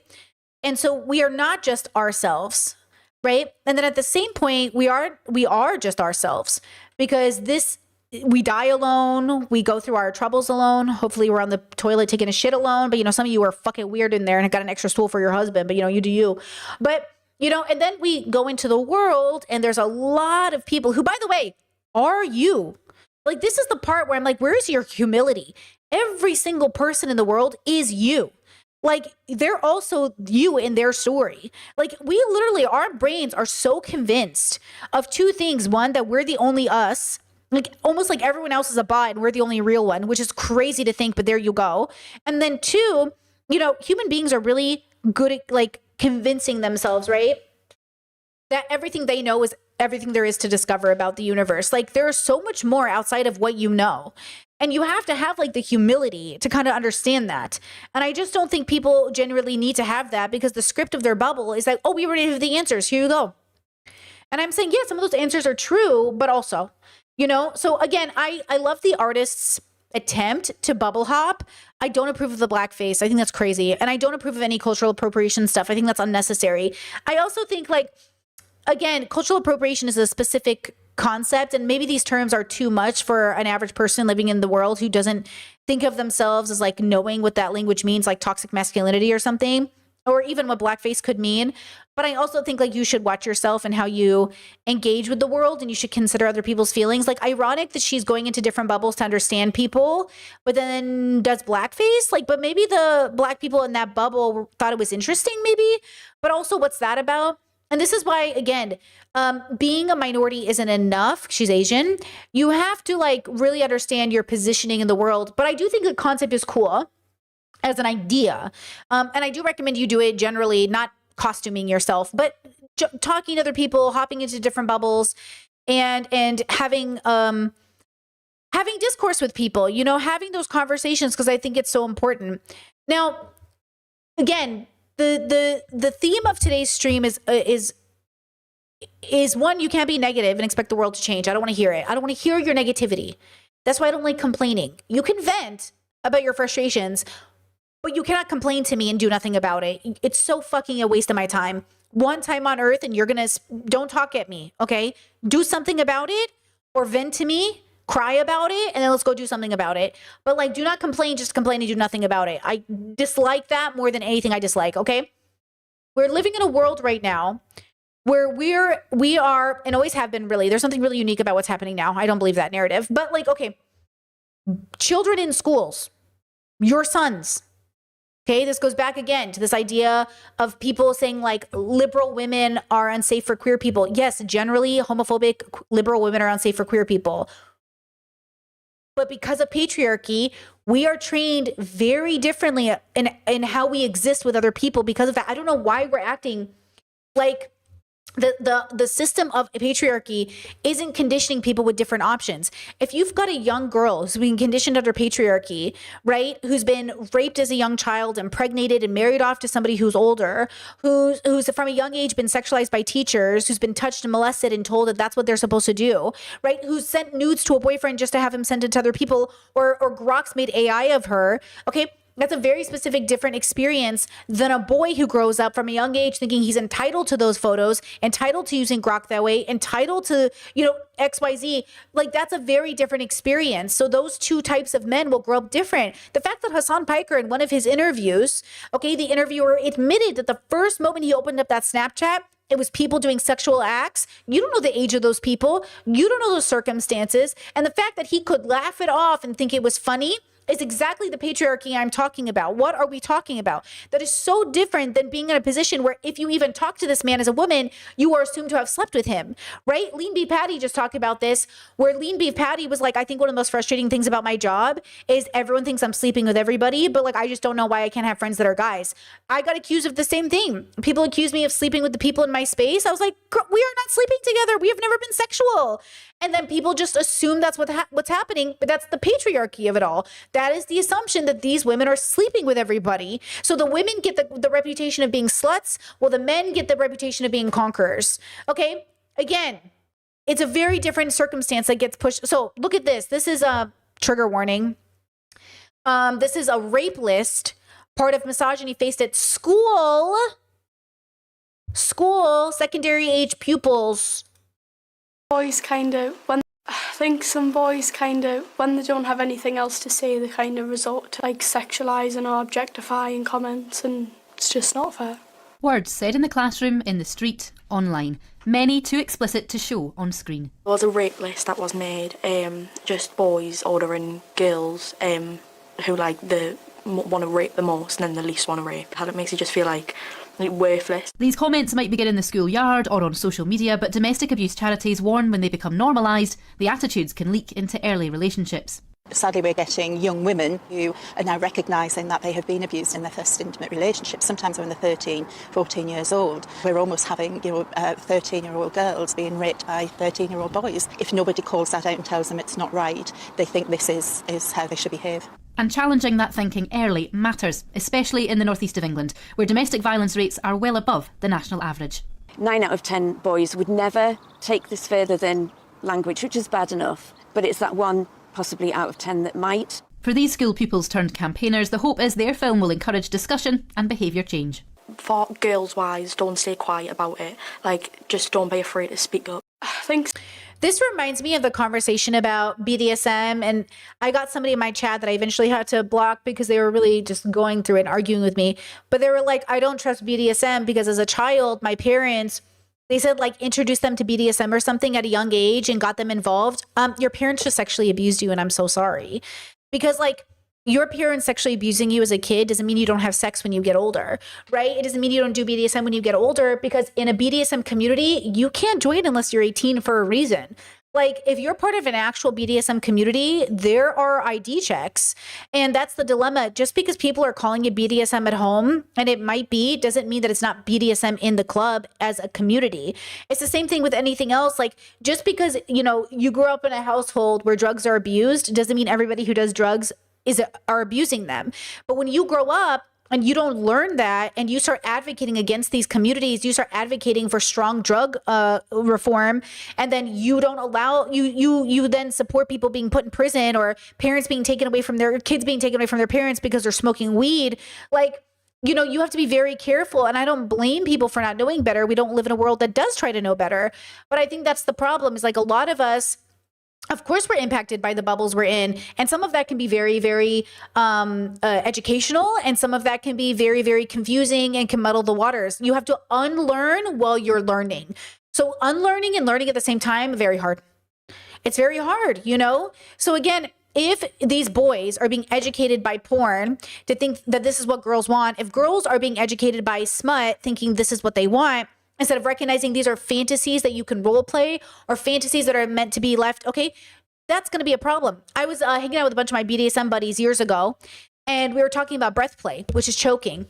And we were like, I wonder how safe choking is. And we were like, we should look it up. So then we all sat at our computers and we're all Googling or whatever. And all of us were like, oh, fuck, there is no safe way to do choking. There is no safe way to have alcohol. You know how alcohol is always poison?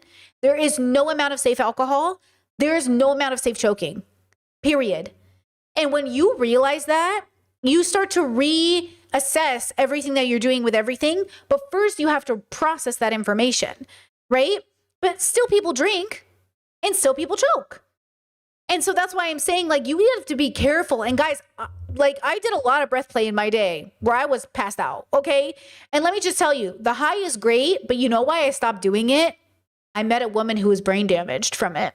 She had done it over 200 something times, and she had caused brain damage. And I was like, oh, we're done with that game. That was fun. We're done with it. Mind you, I was very suicidal. So honestly, I was hoping I wouldn't wake up half the time. But the high was good. And I was sober. 99.9% of my BDSM, I don't even think I remember a time I wasn't sober. So remember that too. That I only did BDSM sober, especially in the dungeon. Oh, hell no. No alcohol in the dungeon, right? So again, when we have these conversations, I just want people to understand that it's layered, and it doesn't just, you didn't just fall out of a coconut tree. You know what I mean? You didn't just zap into existence. Okay. Look at this as an example. Growing up conservative and the purpose of sex. What is the purpose of sex? Okay. I was raised Catholic, right? A Syrian Catholic. And my parents always taught us that sex is for making babies and the glory of God through your marriage. So it's not that you can't have sex after you can't get pregnant or something. It's that while you can get pregnant, the purpose of that sex is to make a baby. And I also grew up in a bubble where the women then didn't pay attention to foreplay or vibrators or sex toys because all of it seemed dehumanizing. But then they didn't understand that a lot of us, right? A lot of us, okay, we don't just get turned on. We need something to stimulate us. Words, hand movements, whatever. And they just think I swear these boys just go, I'm just going to stick it in and she'll be horny. And it's like, oh, okay, pause. No, you know, and then that's why they don't like sex. All these conservative women who are like, I don't like sex. I wouldn't either if you were just sticking it in. Hello? Okay. Tessa, does the same go for restricting blood flow to the brain? Yes. Your brain is very important. Keep it safe. But yeah, restricting blood, okay, when you hold here and you're restricting here, negative. Guys, if you're going to do breath play, just don't do it. Just faux do it. Just pretend you're doing it. Just put the hand on the neck, girl. That's all you really need. You know what I'm saying? Like, in the right mood, that's all you really need. You know what I mean? Okay, look at this video. Having sex and you can't reproduce. Yeah, I mean, you're having sex and you can't reproduce. Like, the best part about having sex is reproduction. Seriously. Like, I don't value sex because of an orgasm. I value sex because I know that I am going to reproduce and have another baby. Maybe the orgasm weren't good enough. Kidding. Sorry. Pain. I mean, like, seriously, though, like... Wait, pause. I just want to clarify. You said, Brittany, I'm so fucking glad you're here and healed and still here. Hearing you used to use breath play because you hoped you wouldn't wake up. I'm so proud to see how fucking far you've come. Thank you so much. But just for the record, I also used to drive my car, jump out of airplanes, go on dates, eat too much food in hopes I wouldn't wake up. I used to drink alcohol and take baths and take long showers in hope I wouldn't wake up. So it wasn't unique to the breath play. I would go to sleep and hope I wouldn't wake up. So to be fair, it had no correlation to the breath play. I still very much like breath play. I just don't do real breath play anymore. I used to go to sleep every night and pray I would die in my sleep. And now I go to sleep every night excited to wake up to drink my coffee in the morning. So yay, therapy and philosophy. So just, you know, just to clarify. The best part of it's why as soon as we got together, like, she's off birth control. As soon as we got married, yeah. As soon as we're together, it's like no birth control, nothing, because I'm not gonna have gay sex. And like gay sex.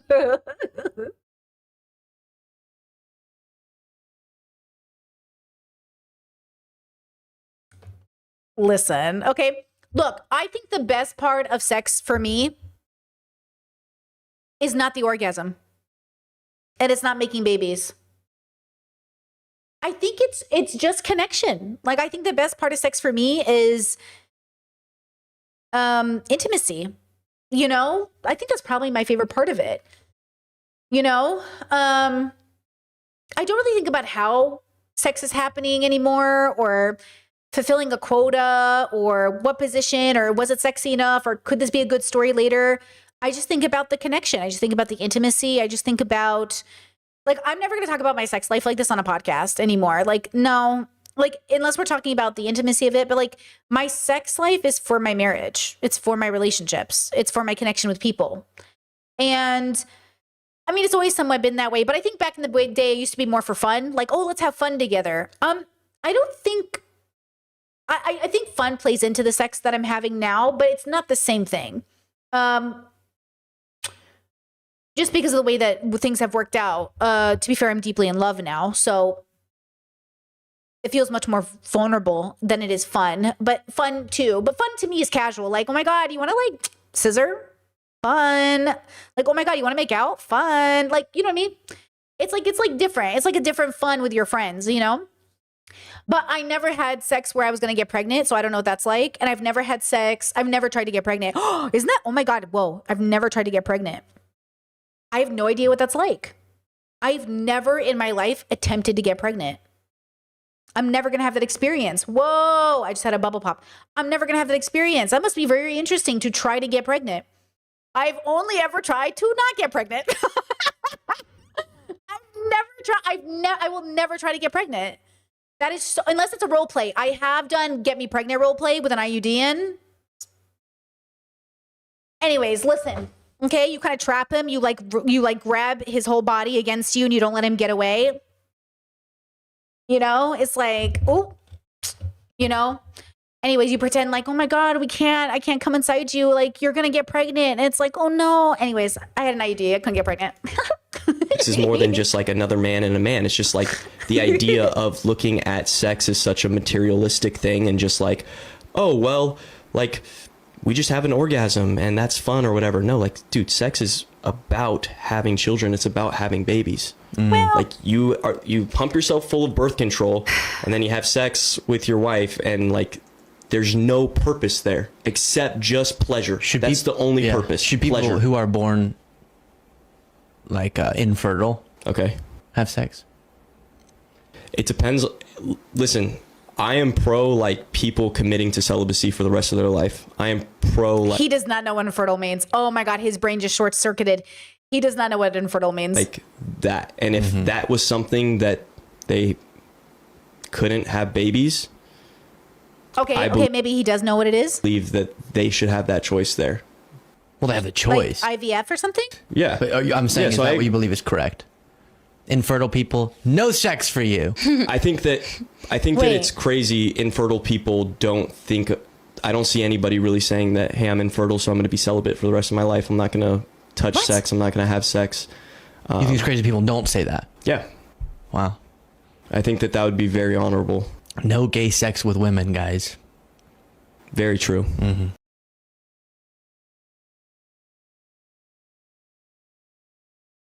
What? I don't know what just happened.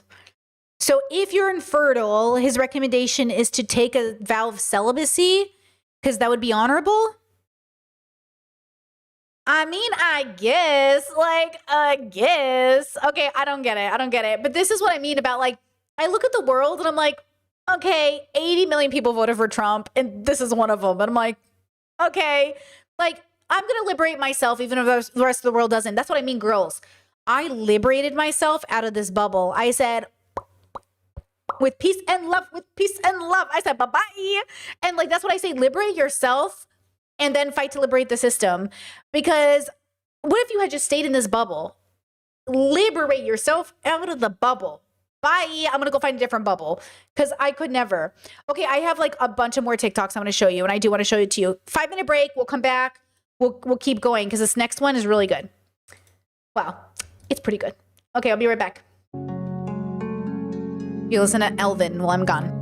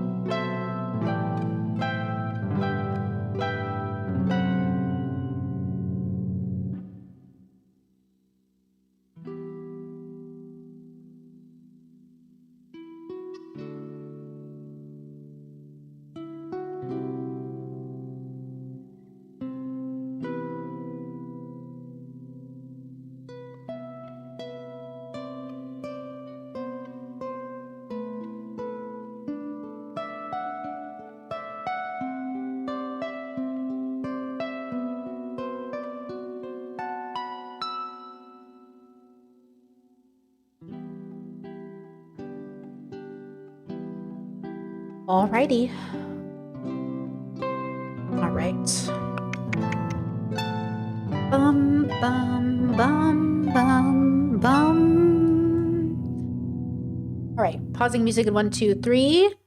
So I got a question the other day on my channel, but I can't find it and I don't know where it was. Could have been on my second channel, to be honest. I don't know. But somebody said, you're lucky to have been married. You're lucky to have a job. You're lucky to live in this. You're lucky. Like everything in my life to them was luck. Versus the reality that though luck is needed, it can't just all be luck because no one's that lucky. I mean, some people fail forward, you know what I mean? But I've never been that person. So there is something about that narrative that, again, goes back to the commenter that I have an issue with is the negativity. There is a negativity to a type of person who's given up and they want to see that you've given up too. I don't think it's very many people. I don't think most people are like this either. But I do think they stand out because they're so unrealistically, like, give me a naive conservative any day than a negative Nancy who's just like, the world sucks and everybody's stupid except for me. You know, it's just like, oh, give me an optimistic conservative any day who's like, I'm just trying to put food on the table for my family. My husband works really hard and I'm his wife and we homeschool the kids. Like, it's not perfect, but I'd rather hang out with those people than the negative Nancys, okay? And I think the negative Nancys also end up being people who, to be fair, were probably severely neglected, you know, when they were younger, because a lot of them tend to have problems that the system doesn't help them with. Things like disability or a lack of education or some sort of intersection where that would make sense, where they don't have the ability to kind of get to the other side of things. And I will say, you know who I love to block on TikTok? Autistic mothers. I have yet to see, and I would say fathers too, a disabled parent, well, specifically a disabled activist parent, disability activist parent, who I don't think is exploiting their kids. It's very hard for me to find the parents that aren't doing that. They do exist. I do see them. But there's a particular group of moms and dads that I just see their content and I just think like, somebody take that kid away. I'm sorry. Someone take that kid out of the house. And I don't even like that. I almost never want the government to take kids out of homes. And then I see these videos and I'm like, I don't know about this. You know, and I get it because if your kid is 6 feet, disabled, and very much stronger than you, there tends to be a combative nature in which you're engaging with your child. And it just looks crazy to post it on the internet. You know what I mean? Chad says, you mean parents of autistic kids? Yeah, parents of autistic kids. No, not autistic parents. Well, they could be autistic. I don't know. It's genetic, right? I don't know. But no, like there's this one parent in particular who always has a frying pan in her hand when engaging with her son. And yeah, I get it. He's bigger and stronger than her. And honestly, she has every reason physically to feel terrified. You know what I mean? But that's why I think like the government should come in, people should come in and help this mother. But I don't like the idea that she's posting the content with a frying pan in her hand. Like, I don't get it. You know what I mean? So I don't know. Maybe she is autistic too, and it's double hard. I don't know. But this plays into dating and why dating is so interesting because there's a level of discrimination. You know how people in this biphobic conversation kept saying like dating is exclusionary, it's discriminatory. Okay. Well, look at this short little TikTok here. It's a disabled man, going up to women and saying, well, I was in Philadelphia. I asked people, would you date a disabled person? Here we go. Would you ever date a guy with a disability? Yeah, like, I mean, I really don't care. Everybody got differences, you know? Yes, Yes, actually. Yeah, they're a decent person. Being as though I'm married, I can't answer that question. Depends on the mobility. I'm gay. Would you ever date a guy with a disability?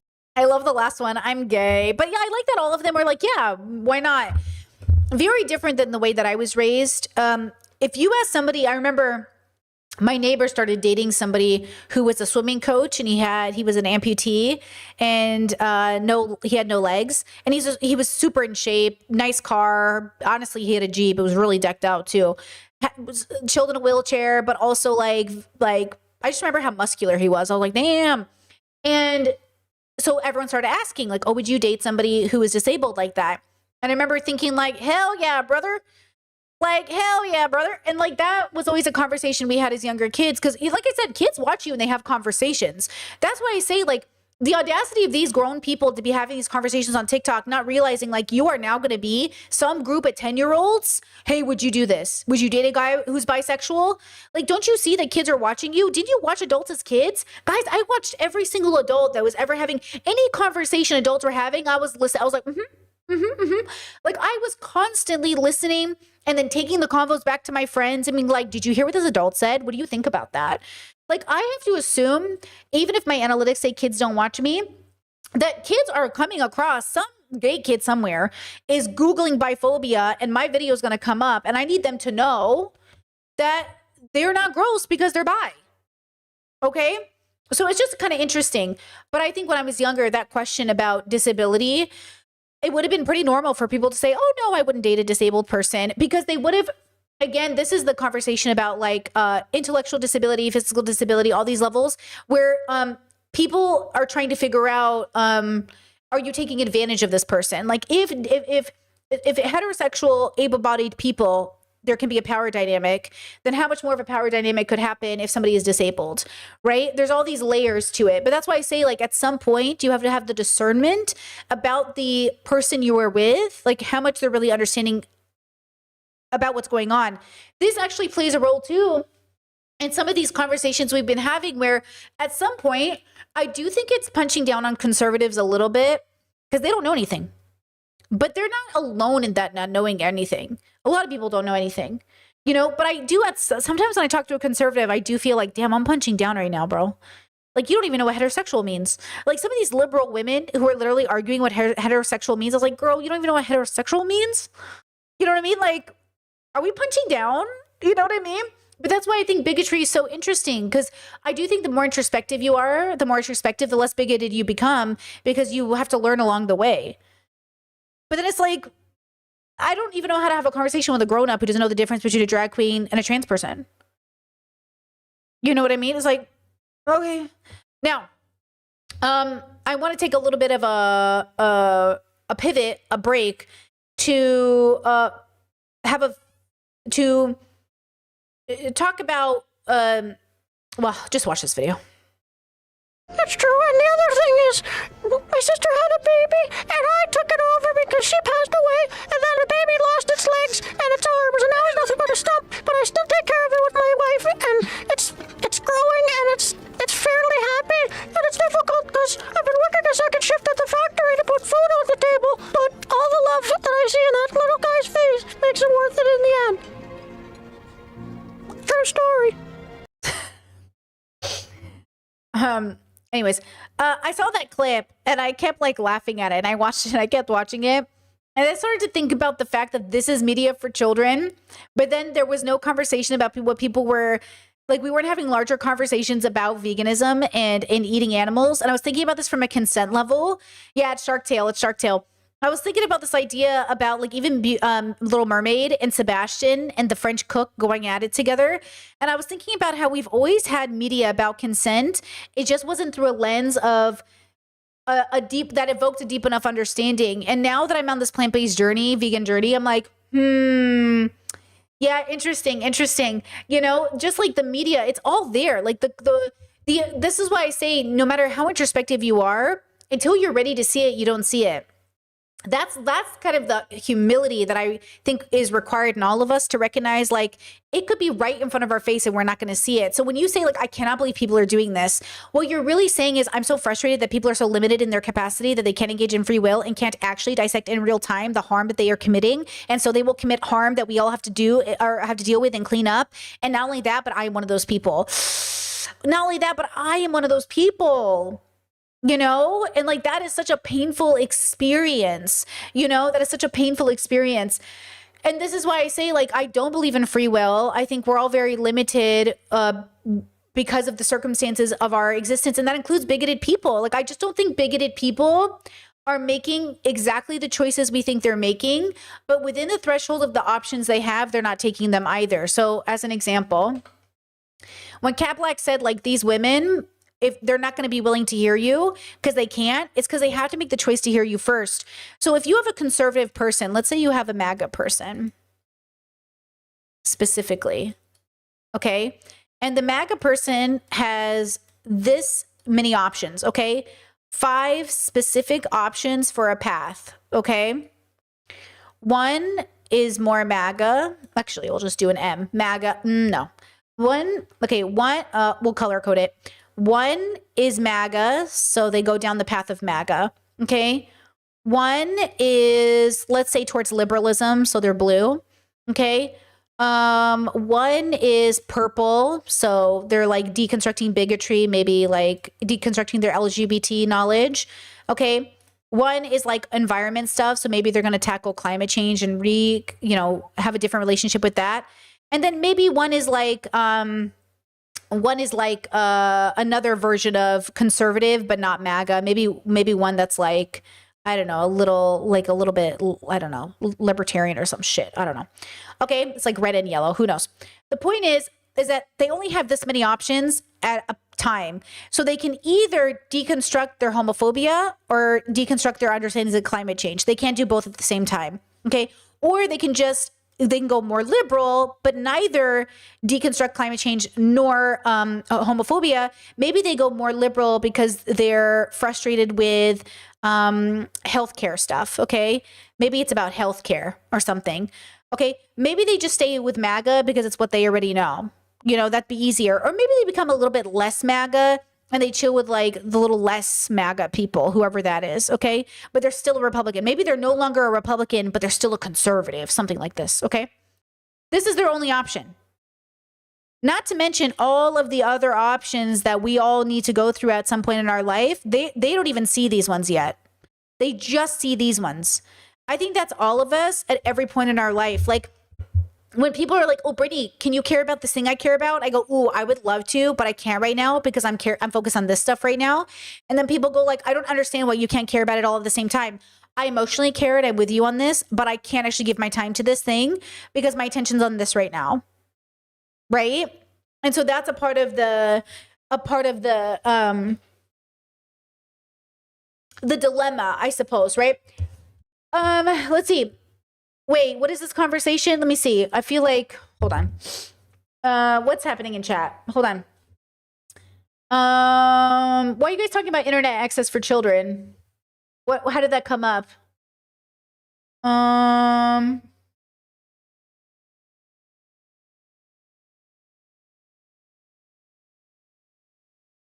What's going on here? Am I missing something? Are these questions for each other or for me? What are we doing? You guys are arguing about the internet being a safe place for kids or not being for kids. Someone said we need to ban kids from the internet. Well, that's probably not a good plan.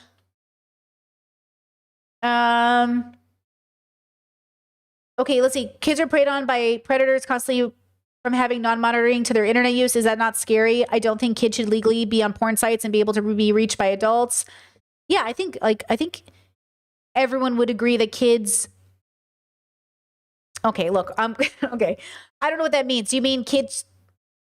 I mean, kids are not supposed to be on porn sites. It's 18 plus. We already have those laws in place. Kids get around them because that's what we do. But like, it already is 18 plus. Just like my Patreon. Girls, my Patreon is 18 plus, and a 17-year-old joined the other day, and I was like, you need to leave. And they were like, oh, I'm going to turn 18 soon. I was like, you can come back. Like, I literally have things in place that say 18 only, so kids don't join. And then the kids proudly announce that they're 17. And I'm like, get out of here. I, by the way, am one of the only creators that do that. Mind you, I get blacklisted because of it and shadow banned. Do you know that? Do you know Patreon shadow bans my account because I don't want kids in my Discord? Do you know that? So you have to understand that the internet is like the real life. It's like a mall. You don't ban kids from the mall. You know what I'm saying? The internet is like a mall. Predators also exist at the mall and at parks and in churches and at boys and girls clubs and at the Girl Scouts. Like, you're not going to take kids. You might as well like keep your kid underground. You know what I mean? No, I think kids should have access to the internet, but we need to know as adults in the space, are we talking to children or adults? Because I think that matters. You know what I mean? And it would be nice if parents were more involved with their kids' lives. But this goes back down to the bubble conversation, right? Like it would be so great if the people in charge thought about how to create a space. Like if I ran a coffee shop event, I would make sure kids weren't there for philosophy stuff, right?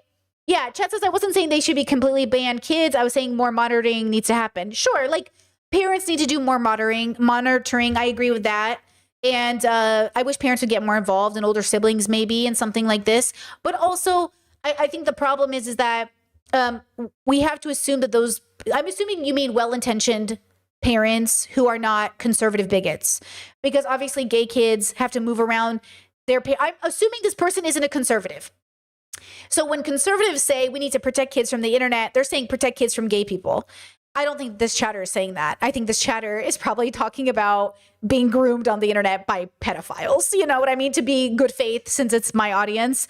I'm assuming that they're more concerned with kids being taken advantage of, which I think we would all agree. We do not want older people talking to kids on the internet. I was a kid talking to older people on the internet. Super fucked up.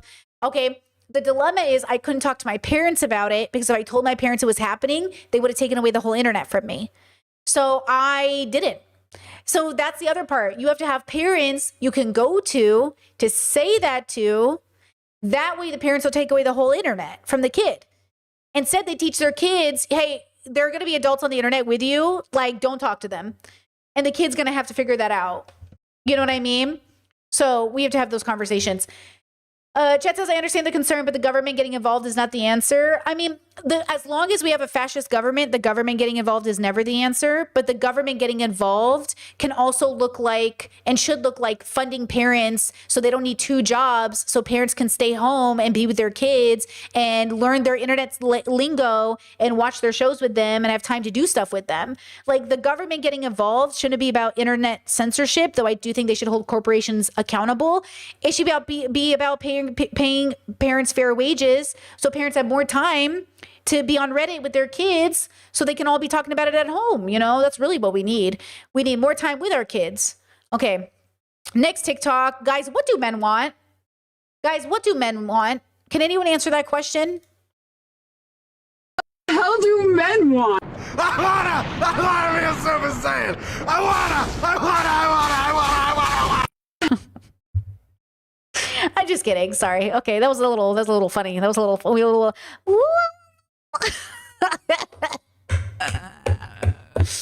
Okay, listen. Okay. This is interesting. What do you guys think about the social interaction? Okay. Again, this isn't, I know it sounds like we're not doing, this doesn't matter, but listen, it matters. Okay. What do you guys think about this? This is, for context, this is Yona, who's a very young, very famous streamer, and Pokimane, who's an adult and a ruthless capitalist and also a very famous streamer. No, she's in a little part of, if you guys didn't know, she's in a little part of one of the latest Drake albums. And I'm like, how does it count as a feature? At what point is it a feature or not? I don't know anything about the music industry in that regard.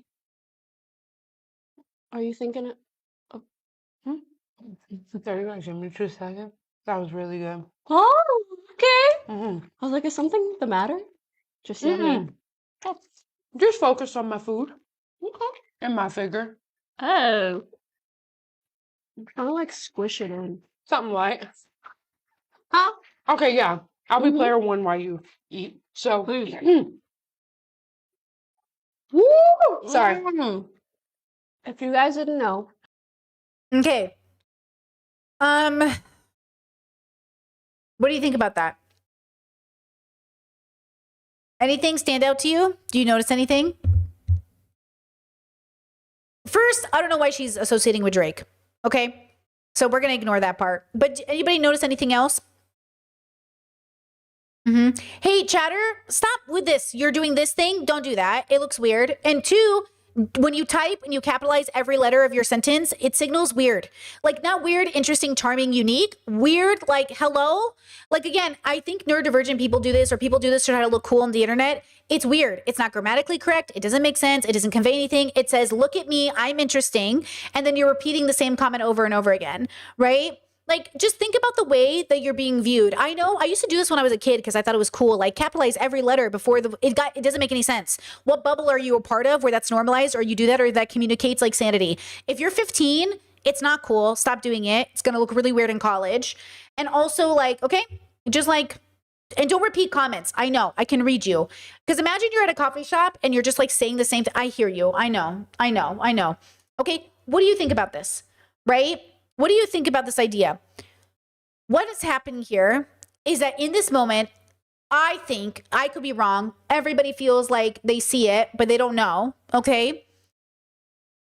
That Pokimane is insulting Yona. That she's saying, oh, is it like a feature, or what is it? Like, what do you think this is? And then she goes, oh, is something wrong? Listen, I have tried really hard to like Pokimane. I can't. I don't like her. But not for the misogynist reasons boys don't like her, because that is so real. But because of the way that she continues to conduct herself, over capitalism, over consumption, talking about eat the rich when, like, you know what I'm saying? And then on top of that, why are you throwing this shade at this little girl? Like, she's just a girl. Like, I know people don't like me calling women a girl, but please, at 37, she's a girl. Okay? I know she's a woman, but she's a girl. She also shouldn't have been talking to Drake, you know? But like, why, what is that? And then to follow it up with, oh my God, are you okay? Is something wrong? Why'd you say that? Like, why'd you say that? Okay. And that's what I'm saying about people in situations where, I think she thinks Yona's dumb or something. You know what I mean? Like, where she's not, you know, and that frustrates me to no end because it was so unnecessary. Like, why do you need to do this? Why is this the situation? Like, look, this is work, right? Like, this is work. They're mukbanging or whatever they're doing together, and they're going to write this off. But like, I think in that moment, this is why I say, like, just because streamers are working together does not mean they're friends. Okay? It just doesn't mean they're friends. And that's why I think this is so important to pay attention to. Because like, this is why I think communication is so difficult. It's not just the passive aggressiveness of it. It's the whole context of the whole situation that I think is interesting. Now, look at this video. What about people who just think it is plain wrong that, you know, God made men men and women women and there shouldn't be any gender fluidity or... Well, God's not real and I am, so do that with that. What about people... Now, okay, look at this. So first we have this bubble. And again, this is all connecting to, do I still have it up? This is all connecting still to the miscommunication part of these original comments that I showed you guys, right? Of like people saying stuff and me going, ooh, it can also be rooted in self-hatred, fear, and abandonment, as well as, okay? And then people getting confused about the add-on of as well, like communication and language. And then the negative, like, you know, the negativity of like, you know, the world is this way and this is just how it is. And then people just do this. Okay, look, so we're living in like multiple, all of us are existing on planet Earth. And then there's the reality that everyone's having a different relationship with their perception of that reality, okay?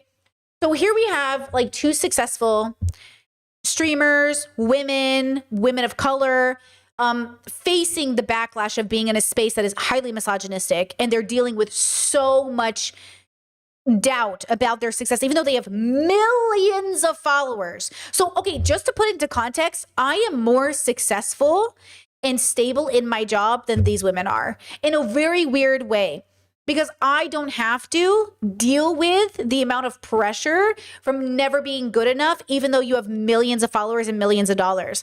I never have to deal with that insecurity. I never even have to think about it. I wake up and go to work every day and I'm like, I'm great. I'm vibing. I'm like living my best life, right? I don't have to deal with this pressure because they are dealing with something that is not just about them being women in the space. They're dealing with sponsorships choosing them.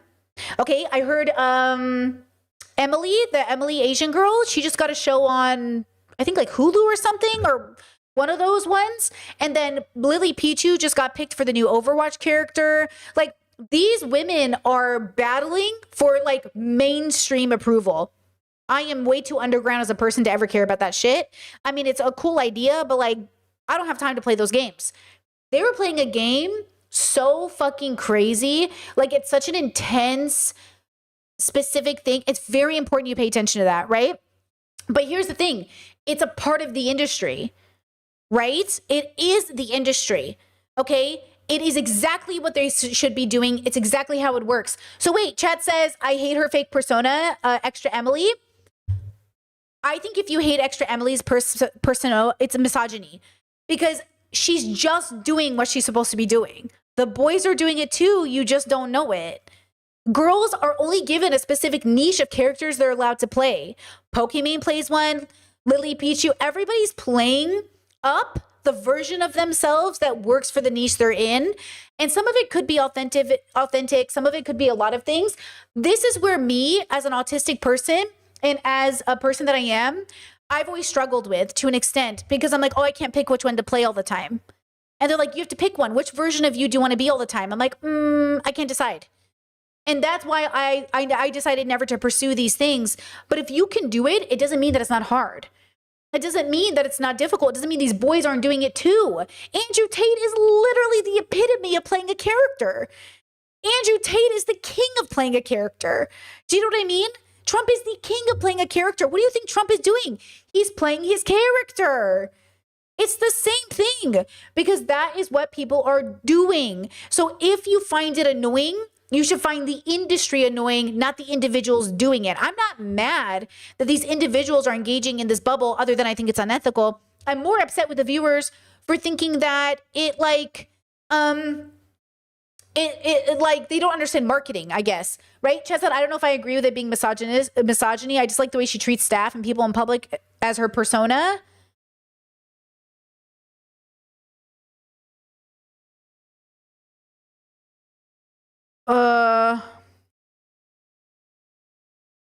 Okay, then just okay, hold on. Everyone's getting lost in the sauce. Focus.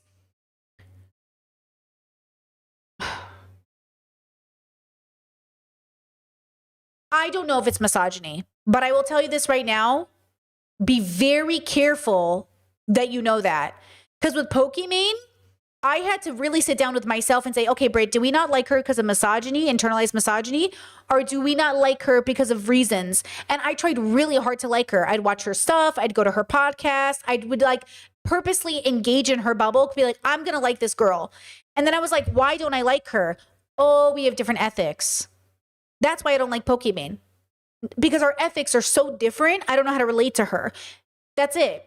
It's not her fake persona. It's not that she's pretty. It's not that she kind of plays up some of anyways, the point is that like, that's not the reason. Those are the factors of like maybe us having different values, but it's not her. I don't have any issue with Pokimane, the human being. She's not an evil person. You know what I'm saying? And so again, like when we have these conversations, you have to think about like, and so if I, as a woman, am asking myself the question, I want us to all ask about a person that I naturally could relate to. We all need to have this question about everybody, right? Chet says maybe you don't like her because she's Moroccan. What do I care if she's Moroccan? If anything, the fact that, you know, she speaks Arabic and stuff like this, we have more in common. You know what I mean? Right? So again, I think when we have these conversations, like we need to always ask ourselves, where is this coming from? And why don't we like her? And then why did you voice it? Like, why did you voice the comment? Because you're the one who gave me the indication. If you said, I hate her fake persona, right? We're going to block this person. They're being free speech. Don't say free speech in my chat, bro. Freedom of speech. Oh God, blocked. Ugh. Conservative dog whistle. That's what I'm saying. Conservative dog whistle, right? When you say freedom of speech, dog whistle, blocked. When you say, I hate this person who's already hated by men on the internet, you have to make sure. That's why I'm very cautious about how I talk about Pokimane. I never want to contribute to the further misogyny she has to deal with. Do you know what I'm saying? So when I hear you say, I hate Emily, right away I have to be cautious because people hate Emily. For just being a woman in the space doing the same thing the men are. But people think naturally women are more snake-like. They're more scammer-like because women, you know women, they're so fake. But it's not true. The boys are just as fucking playing up a character as these girls are.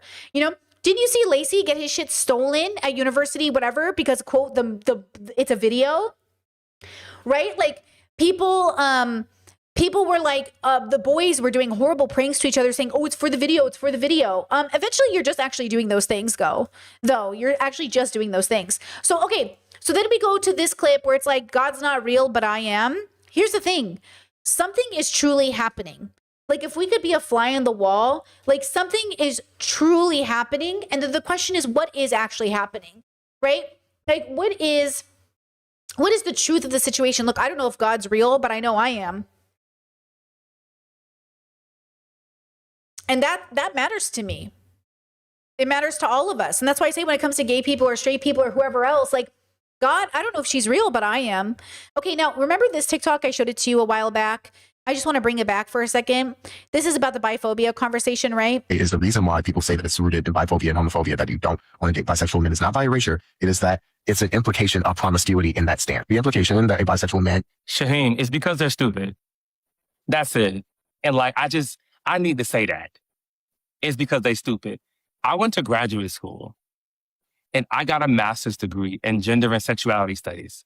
I have studied the entire modern history from probably Foucault and probably the Victorian era through Foucault to the present day scholarship on how gender and sexuality is formed.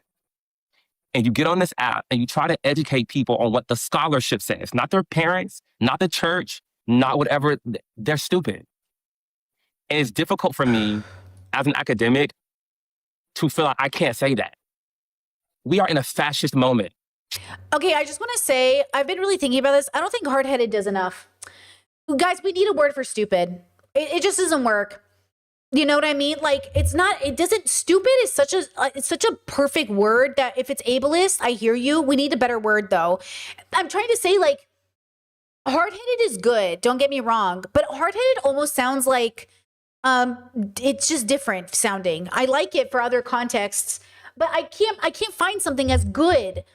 Obtuse isn't right. No, you know what stupid does? It's so real. It's so guttural. You know what I mean? It's such a guttural word. It's like you think I'm stupid? Like my dad used to say that to me, like, do you think I'm stupid? And I'm like, well, no. And that's the worst part. I actually don't think people are stupid. Do you want to hear the irony? I don't actually think you're stupid. But the fact that you're so offended by the word makes me want to use it. Like so you hear yourself, right? I don't actually think you're stupid, meaning unable to be intellectual. I'm saying the choice you're making to not be is hard-headed. You know what I'm saying? But it's such a specific, your response to it makes me go, oh, okay, you know what I mean? Right? Chad says, Brittany, let's not try to use the same arguments those losers try to justify the R word. Let's try not to be obtuse about what I'm saying and recontextualize the context of me asking for better language, because that sounds ignorant, given the context of how I just openly said, if it's ableist, we need a new word. Okay. Thank you. Okay. Truth no longer matters. It just don't. There are going to be people, and like, I respect you. Me and you've been friends for years. I love your work. It is disheartening to go to school. I've been in school for over a decade. And there are people in this fascist moment right now who are being taught by pastors that their opinions are more verifiable than fact. So the conversation isn't just about bisexuality. It isn't just about gender and sexuality or race or class. Some people are just stupid and they don't want to know. And I think we have to get better about ignoring those people. There are so many people who want to learn, who desire to be educated, who yearn for knowledge. And academics, we largely spend so much of our earnest good faith time arguing with people who are committed to stupidity. So that's the part of this that I wanted to revisit. I think it's very important that we recognize like who deserves our time and who is important to, but then people go, oh, like you're creating an echo chamber. You're not talking to other people. But the dilemma here is like, yeah, but if talking to you is like talking to a brick wall, then what are we doing? Okay.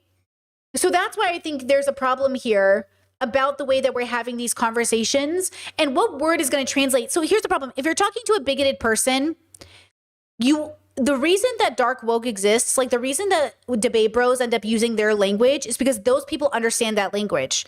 But if I'm never talking to those people, I almost never have to use that language, right? But then the question is, why am I even talking to people who I feel so inclined to have to use that language? Like, why am I even engaging in a space where I have to bring up that word or any word that relates to it? And the question is, what is that? But then the thing is, and this goes back to this idea that like, oh, you're smarter than everybody else. If the whole world is bigoted and the whole world is okay with child marriage and the whole world says it's actually fine for age gap relationships to exist and teenagers know what they're doing and kids are actually manipulative, then it's like, what are we doing here? So then it requires you as the person to decide in that situation, like, what is the best way to, one, survive the situation, and two, emphasize or use language that emphasizes the seriousness of the conversation in many ways, right? Okay, so we have to think about it. Like it's not that we need to use these words. That's not the argument I'm making. Okay, I'm making the argument that like, I think it's very unserious to not seriously think about why we have to use certain language. But I also think it's very unserious to default to using slurs because it's so serious. Okay? So like, we have to think about it.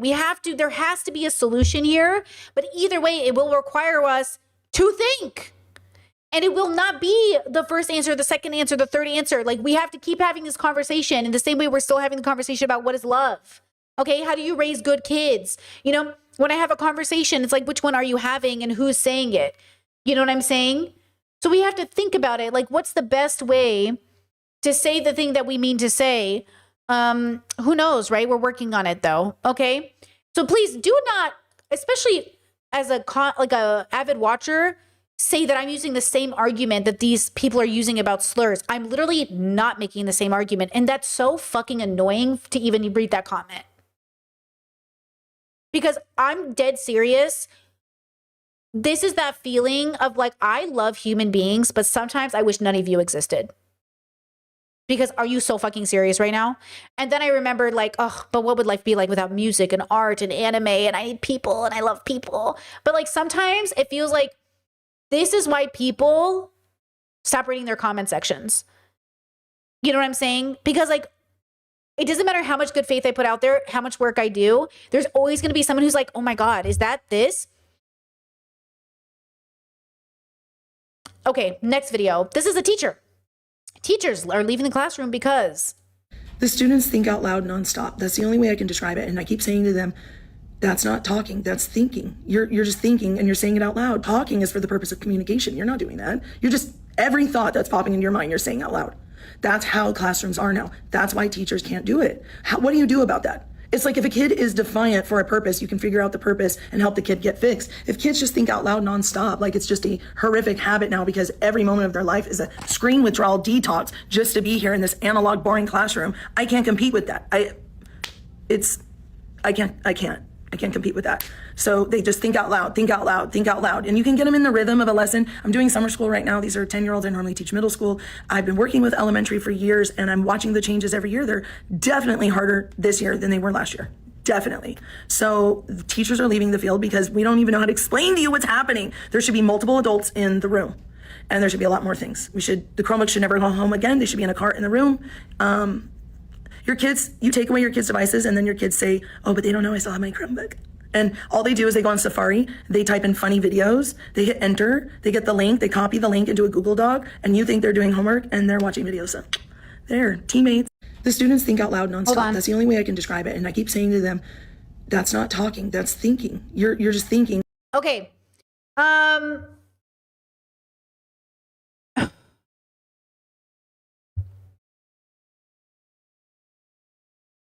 So, okay.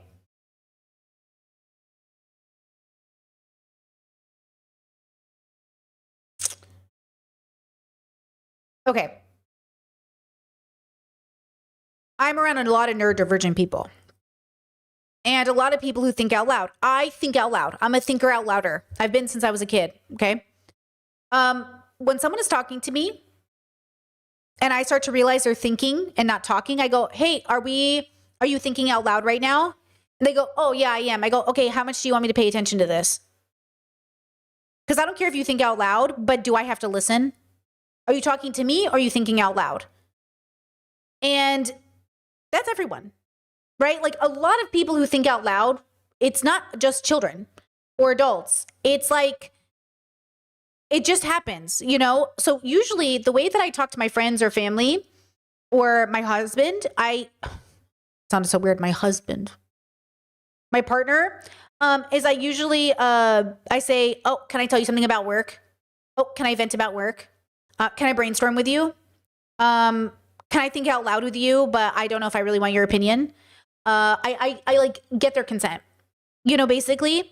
And sometimes, you know, sometimes we don't even get that. Sometimes we just start talking. And then eventually I'm like, are you thinking out loud right now? Or like sometimes my sister will call me. I'm like, are we venting? Or are you looking for advice? Sometimes people will give their opinion and they'll be like, you know, I'm just trying to be straight with you. I'm just trying to be honest. I'm just trying to say it how it is. I'm like, oh, how about you say it in your head instead? The truth is, it doesn't matter what their age is. There's no kids nowadays. There's simply a changing of culture. These kids aren't being raised by boomer parents. They're being raised by different parents, and those different parents have different values, so that the kids in your classroom will be different. Okay? There's also tech changes, social expectations that are different. But why are we pretending like boomers aren't raising kids anymore? I don't know why you thought millennials and Gen Z would be raising their kids exactly like boomers. Why did teachers think that if your teaching career was 40 years, that your kids would be the same from the time you started to the time you ended? Okay? So again, I just think that sometimes people aren't thinking very deeply, right, about the layeredness of what's happening. So I don't like this idea that like, oh, teachers can't handle the kids nowadays. Bro, I don't think you can handle the adults nowadays. Okay? You ever been in a conference room or a lunch break room with a coworker who starts talking at you and then you have to start eating in your car because you can't even get a break on lunch because you always have that coworker who like basically thinks out loud to you and you just want 30 minutes to like watch your YouTube videos, but you can't. So now you have to go hide in your car. That's not a kid. That's not a classroom. That's a grown ass adult who's 60, by the way, and never even knows what an iPad is. Okay? So again, this narrative that like, oh, it's the kids. Oh, it's this. It's just people. People are talk. You know what I mean? It's just people. Okay? Again, we're having this like, I'm smarter than people. I'm better than people. Oh, it's this reason. I'm so much better. Guys, you all suck. Okay? Y'all suck. We suck. I suck. We all suck. I just philosophically, with the deepest humility, need you to know that you suck. And I need you to be okay with it. You gotta learn to be okay with the fact that you suck.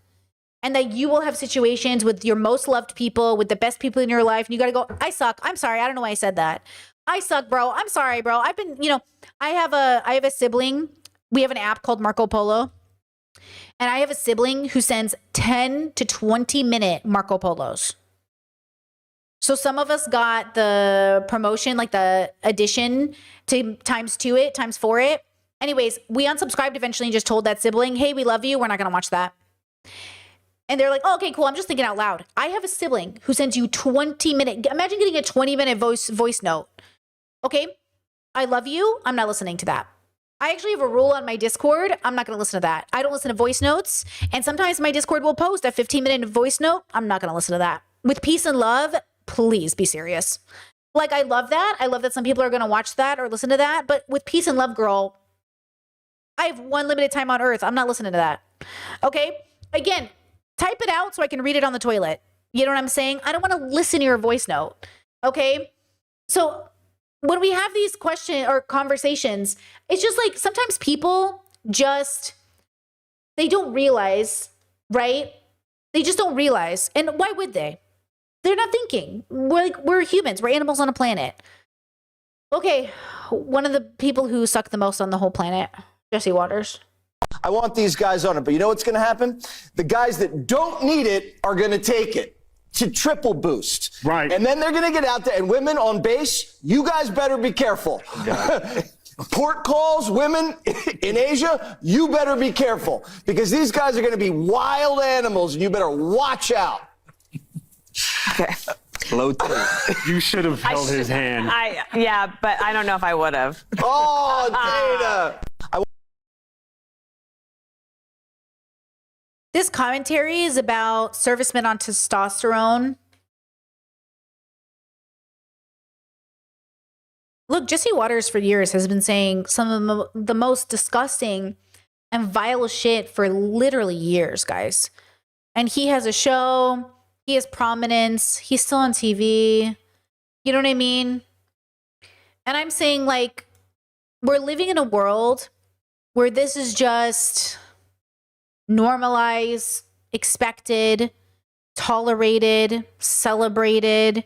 We have so much work to do.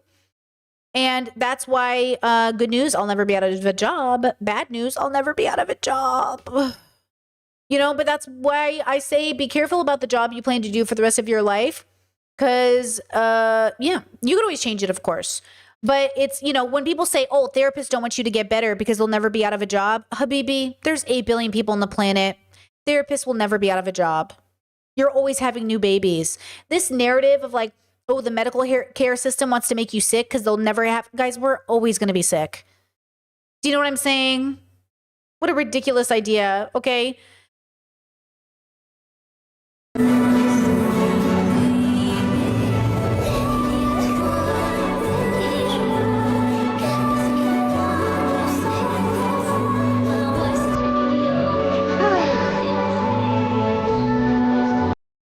Wow. Great stuff.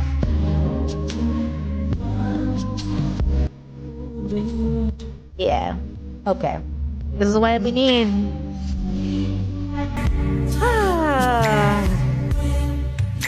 Okay. Thank you. I needed a little refresh. Whoo, does that feel better? Do you guys feel better now? Okay. 2 more TikToks. We're almost done. You're transphobic. When all This is a look, one of my favorite philosophers / comedians, and they are great. you have left is your transphobia. When you've got no money in your bank account and no health care, when you've got nothing in your life but your hatred, when you are dying, having your ass wiped by the very people that you're trying to kick out of this country. Are you going to look at it and say it was worth it? Hatred is never worth it. It's a weapon of mass distraction. They keep you hating us so you don't spend your energy demanding something that's better for you. Your hatred of trans people is a confession of your hatred of yourself. If you really loved yourself, you would realize, girl, I'm being swindled. Yikes. Yikes, these people don't actually care about me. You would realize I am worth more than this. But you don't feel like you're worth more than this because transphobia is a convenient drug that allows you to anesthetize your pain. That's why trans issues have become such a fever pitch. It's because it's a convenient, mass-produced drug that will make a docile population just turn and say, oh, it's not going to happen to me, what they're doing to the trans people. I need you to understand every boomerang returns. I don't know what they meant by who will wipe your ass when you're, I don't know what that means. Maybe they people in care or something. I don't know if what that meant. But regardless, I do think this plays into the biphobia conversation. It plays into this idea that I think for me, and going back to Kat Black's TikTok at the beginning, for Kat and a lot of us, we have a lot of understanding that a lot of the bigotry that we see displayed is a bigotry that comes from a lot of self-hatred. And that's important. Like, not all bigotry is from self-hatred, but a lot of it can be. Not, you know, it depends on how you see it. You know, Chet said hospice care, I assume. Oh, like doctors and nurses, I guess, home workers who are minorities and often immigrants. Yeah, I just didn't know if that was like the whole who's going to clean your toilets thing. Remember when that girl said that, Kelly, on Osborne, was it? On The View? You remember she's like, why are you going to kick immigrants out of your house? Who's going to clean your toilets? Like, is it one of those statements? Because that's fucked up. I hope not. Right? They meant like in home nurses. Okay. Like, I just didn't want it to be one of those situations. But anyways, it almost sounded like it in a way. But I think what they really meant was like, at the end of the day, you're the same people that will be willing to take care of you when you get older are the same people you fight against. And that's another thing that minorities do have to engage with, to be honest. Like, a lot of home workers do have to engage with a lot of bigoted people. But that's why I say, like, be careful about the career you choose, right? I will say this too. Hold on. Well, okay. So I want to end this segment with something that I think it's a proposal I want to make to you. that I think is gonna leave you with some thoughts for the weekend, and maybe I'm open to being wrong, but I think there's something here. I think in my heart of hearts, when I look at all the bigoted people I know, I'm just gonna be real with you. I don't think they're actually bigoted, even though they're bigoted. I think there are very few people that are, they're bigoted, but I think there are very few people in the world who actually hate you purely for what you are. I think human beings hate you for what they think you are, for what they perceive you to be, for their own self-hatred. And I think it plays into this idea that you're never really you, like you don't exist. I'm not sure, because when I look at my parents, or I look at people I know, or I look at MAGA, they don't really get it. Like the same way you eat meat, like the same way you eat animals and don't think about it. You don't think about the consent, the rape, the violation, the murder, bringing things into existence just to kill them. Like you don't think about it, right? And I know you're not a bad person because you eat meat. And at the same time, like, I think we might be bad people for eating meat. You know what I mean? But I don't know what that means. Because it does play into sort of like this idea of how far does the deconstruction go? So you know how these biphobic women were like, oh, you want me to unpack? You want me to unpack? But is unpacking look like dating bi people? And the same way that I'm like, if you unpack or if you introspect about eating animals, is the default position then plant-based or vegan? Kind of. Yeah, like kind of. But also that's why it's scary, because if you think about it for too long, you might change. That's why bigoted people double down and don't educate themselves, because like it's scary to change, right? So we've seen this TikTok before, but I want to play it for you again as it relates to this philosophically. Micro celebrity, I get recognized in public and decent. You shouldn't believe a word that I say, because I don't exist. See, as a niche internet micro celebrity, I get recognized in public and decent bit, and it's always interesting to me where and how I'm getting recognized. Because almost always, it's at a concert and it's by someone who recognizes me for my videos about linguistics or accents. And it's interesting to me because I haven't posted a video about accents since March. People know me as the accent guessing guy, but I haven't posted a video like that since February. And my point here probably isn't what you think it is. I'm not the accent guy. I am the accent guy, I'm just not me. To best explain, we need to look at the painting La Trahison des Images by the Belgian painter René Magritte. You've definitely seen it before. It's this painting of a pipe with text under it that reads, "This is not a pipe," because it's not a pipe, it's an image of a pipe. And in that same vein, I just lied to you, because ceci n'est pas une peinture d'une pipe. Ceci n'est pas une peinture d'une image d'une pipe. C'est une image d'une peinture d'une image d'une pipe. Similarly, the accent guy is not Zay Dupree the person. They're a representation of Zay Dupree. The guy who makes videos about hating white people is not Zay Dupree. They are a representation of them. I'm not Zay Dupree. I'm a representation of Zay. This is what Magritte was getting at with La Trahison des Images. A representation is not the thing, especially as the representation becomes more curated and thus further and further from its referent. And so when you're watching these videos, you aren't watching the same person you see in the crowd at a Jane Remover show. You're watching a representation of them. And that representation that I am in this moment is different from the one that you're watching. And given that context, I think it's important to understand not only how creators create their own representations, but also how your internal biases reshape them and create new representations. For example, about a week ago, I posted a brain rot edit of a normal Zay Dupree video. It looked like this.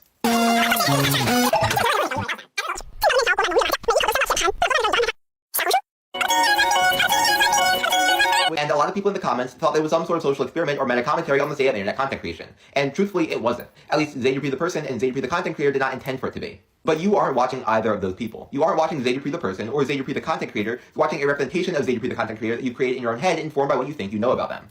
But you have to remember that you can't trust them because they don't exist. They're a representation of a creator that is equally non-existent. So earlier when I said, like Andrew Tate's playing a character and people were like, but is he a character? Yeah. Because we don't know who the real Andrew Tate is. I don't even know who the real Trump is. Like, you don't know. We don't know Trump. You know what I'm saying? No, I don't even know if Trump knows Trump. Because if you play a character long enough, you kind of become that character, which again, just like a person who's in the closet who plays a straight man with a married family long enough, if you die playing the performance of a straight man with a family, only for years later after your death, people to be like, oh my God, he was gay the whole time. You are still the straight man with a family. At least in terms of the character you were playing. You don't know. We don't know. Right? And I think that's the hardest part is like, you don't even know if I'm real. Like, you do not know what I am doing after this stream. You do not know if I turn off this stream, put on a MAGA hat, and walk down the street with a tiki torch. Right? I could. You just don't know. Okay. And so what you're doing is you're believing the person that you see on your screen. You're also hearing mean ways. What was that? You remember that comment I got the other day that was like, oh, Brittany, you said you used to be a reader. What made you stop being a reader? And I was like, I never stopped being a reader. And they're like, well, didn't you say you stopped being the person known as the girl who reads books? And I was like, yeah, because I stopped being the version of me that read a book a day. And I started being the version of me that reads a book every like 2 months, like a full book. It takes me about 2 months at this point to finish a full book. And so like, that's a really long time. I used to be able to read them a lot frequently, right? I try to read 2 books at the same time. So at least I'm like getting a couple books done, but like, no, I'm not reading that much. You know what I mean? I'm not reading enough. You know, so again, when we have these conversations, it's like the version of you is the one they see. You know, it's like when I go home to visit my parents, it's like, they don't even know what version of me I am. What about you guys who are getting updated on a lot of my gender journey stuff? And then I have to go tell the people that are closest to me after I tell the internet? Because the truth is like, I am every day going over philosophy stuff with you. So the reality is like, you will learn stuff about me before people in my life will, but you do not know me better than the people in my life. Right? So that's the problem with all of these conversations. Or like, it's like, you know, you find out somebody's like in a BDSM dungeon and you thought they were like a sweet vanilla person, or somebody with a bunch of tattoos on them, but they cover it up every day so you didn't realize until they took off their sweater, you know? Just said Brittany Venti. Brittany Venti, no! I've become Brittany Venti. No! Absolutely not, you know? And by the way, you want to talk about perception and Brittany Venti? I am so sick of people thinking I'm Lily Tino or Brittany Venti, so they're not clicking on my videos, that I asked my hairstylist, I was like, we need a new haircut. We need a new hairdo. We need to figure out how to color this hair. Because you want to talk about imagery, you want to talk about the version of me that doesn't exist. People literally tell me all the time, I never clicked on your videos because I thought you were Brittany Venti or Lily Tino. And I was like, I cannot believe I'm associated with the 2 worst women on the internet. How did I end up looking this way? It's because people are face blind. They don't know what people look like. It doesn't help that my name is Brittany. But the fact is, as a brand, you do not, as a leftist, I do not want to be associated with those people. That's why I say, like, fashion is political. That's why when you look at Hassan and you go, fuck boy, Hassan looking like a fuck boy, I would change my image right away if I look like a fuck boy. That's what I'm saying. Like, I am more than happy to understand that, like, I'm being associated with the wrong people. You know what I'm saying? And so I gotta change the way I'm doing things, because whether I like it or not, your psychology will stop. Like, people will not see my content because they will think I'm one of those bad, horrible people, you know? So I'm like, we got to figure this out, girl. We got to figure this out. I don't know what we're going to do. I don't know how it's going to help, but this is serious. So what I have to do is I have to think about what I like, you know, and think about how to get the right people into my audience. But how many leftists, how many liberals are not seeing my content because they think I'm conservative? You know what I'm saying? Fuck. You know, like, damn, I got to do something about this. And it's not anybody's fault. It's your psychology. That's what I'm saying. You don't have free will. And you're probably not chronically online like I am. So if I saw me in a thumbnail, I'd be able to say like, oh, I wonder who that is. You know, but I would also say based off the thumbnail, this is what content I think she makes. You know? So anyways, we'll figure it out. I got to figure out what to do. But I'm going to work on it. And that's the part about all of this that I think is interesting. The version of me it can't even exist because you won't let her exist. Like, the internet won't let me exist. Do you know what I'm saying? Because the real me is not enough for them to pay attention to. The most leftist, the most liberal, the most deconstructed person will still only click on a thumbnail they think is interesting, curious, weird, uncomfortable, pretty. Like, you're still not just going to watch a video to watch a video. You're not going to randomly dive into parts of the internet you've never heard of just to watch and see what this person is about. That's just not what most people are doing. You know what I mean? So, you know, yeah. Chet says, real talk, I avoid YouTubers off of video vibes alone from the thumbnail, so I'm the problem too. You're not, it's not even, listen, it's not even that you're the problem. It's just the part about it's just being human. That's what I'm saying. Like, we're all kind of responsible, but also it is how you're hardwired. So then you have to have a deeper relationship with that biological experience. Because like I see a thumbnail and I go, okay, let's experiment. Hold on. Let's experiment. Hold on. So this is my homepage right now on YouTube. So this is my homepage. Okay. And the homepage is going to show you stuff that I've recently been interested in. So we've got Do Not Worry. Okay. They're live right now. Shout out to Anthony. My SZA playlist. Guys, I just made a playlist for gaming. It's so good. I just made the best play. You want to see my playlist? My gaming playlist? Oh my God. I just made a gaming playlist. Okay. We've got FK Twigs, Perfect Stranger. SZA Broken Clocks, Normani Wildside, SZA Good Day, SZA Snooze, SZA Hit Different, Motivation from Normani, Cardi B Enough, Cardi B Bongos, that's with Meg Thee Stallion, Cardi B Up, Meg Thee Stallion Bigger in Texas, Ashniko Special, Ashniko Daisy, Ashniko Slumber Party. That is my playlist for gaming. So when I play Overwatch, I turn off the Overwatch main music and I turn on my playlist. Now that playlist alone sends an image to your head. How many of you like me better because of my playlist? And how many of you like me less because of my playlist? How many of you in your head went, ooh, and how many of your head went, that is also a part of it. Because now I'm sharing something with you that tells you a little bit about me. And you're like, oh, that's who Brittany listens to. Or like, oh, that's her playlist of choice, right? Every single piece of information we give each other starts to form an image of somebody in their head. Okay, so let me show you this before I go back to YouTube. Let me draw you a picture. So when I meet people, this is how it works, okay? When I meet a person, okay, I start to paint a picture in my head of that person's life. So if that person is like, oh, I have curly hair. I'm like, okay, they have curly hair. They go, but sometimes I straighten it. I go, oh, sometimes they straighten it. Boom, boom.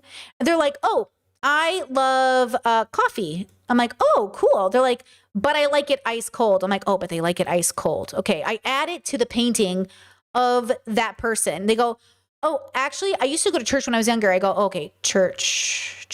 Okay, got it. And I'm picture. And then they go, if they go, let's say I assume something about them. Let's say I assume their gender and I thought they were a woman. And they go, well, actually, I identify as non-binary. I'm like, oh, fuck. Okay. Non-binary. Like that's what's happening in my brain. It's like I'm updating as I'm getting to know them, and the picture is changing and forming. It's like this, it's constantly moving. I don't think most people are doing that. I don't think so. That's why they go, no, that can't be true because this is the version of you in my head and it can't be different. And I'm like, no, they just gave you more information. So you got to like update the information. Like the image is changing. Like you guys, you look like this in my head and it's just changing different versions of you. It's updating, right? Okay. Now let's go back to this. Okay. So now we're on this page. Now, let's go to, let's see, what is on my page? Here's A Dupre's YouTube channel. Stop trying to relate. Some shorts. I don't really watch shorts. Let's see. Some Chelsea Fagan, Hassan Minaj. Oh, but that's Ta-Nehisi Coates is on it. I want to watch that later. Let's see. Some Dave Ramsey, some Hank Green. Oh, I just watched this Colin and Samir video earlier about Hank. Oh, I just watched this with my partner. This is our food show, Cocoa Butter. Love Cocoa Butter. Black owned and operated, and they make really great content. Let's see what else. Straight women are scared of bisexual men. I started this video the other day. I didn't finish it. It's pretty long, but I started it. Let's see. Here's Gem Lettuce, a vegan. I watch their content. I watch their live streams a lot. Let's see. Is that Little Bill? And then let's see. So yeah, so here you go. Some of these people I know, some of these people I don't know. S. Johnson voiceovers. I think he is too conservative for me, but I like his food videos and I watch them when I go to bed.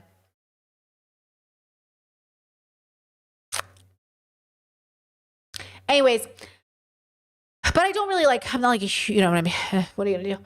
Anyways, Chet says, I think that's exactly why people say first impressions are important because oftentimes people don't update. Yes. Chad said user of light mode. That is the greatest feedback I get back is you guys are shocked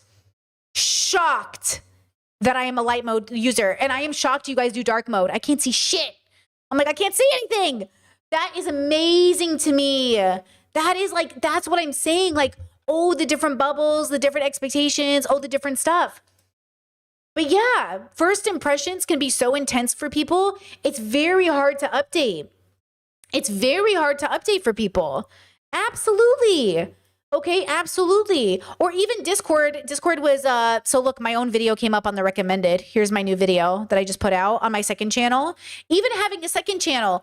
A lot of people don't know I have a second channel. Okay? But the second channel is so funny. So somebody in my Discord was like, "Oh, I'm kind of surprised a lot more people weren't hating on AI in the video." It's because for that channel, people don't know who I am. Guys, 99% of the views I get on that second channel, nobody cares who I am. They just are there for the topic. There are YouTube channels that are never about the creator. Most of the educational channels are like that. Most of the people do not care who it is. They care about the topic being talked about. So that's why this channel is about me as a person. And I'm very transparent with you about who I am. And that channel is about me as a concept of a person. That second channel is much more like Brittany the concept, and this channel is like Brittany the person, you know? And so I do think people who like Brittany the concept, some of them will struggle to care about Brittany the person, but it doesn't matter, since 99 of the views from that channel will be people who will never subscribe to me. They're just there for the content. So if you hate AI, you're probably not going to click on this thumbnail anyways, because you're going to know it's AI. That's so obviously AI. So you're probably not going to bother to watch it anyways. And then if you know what's interesting though? YouTube is like, hey, this video is being hyped in books. And I'm like, books? So the video is doing well in books. And I'm not even on Book Talk like that. I'm not even on YouTube book YouTube. But because I talked a lot about books in the video, YouTube's algorithm, I didn't do this. YouTube's algorithm sent me a notification saying, oh, hyped in books. And I'm like, okay. And I guess that's like other people are seeing it too. Yeah. Isn't that interesting? I was like, okay, cool.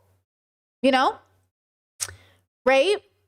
And that's what, okay. So all of this to say, yes, first impressions matter. Yes, you exist.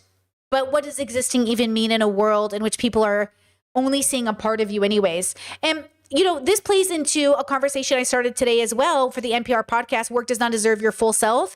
And it was specifically about Black women and the danger they face in being authentically themselves in the workplace.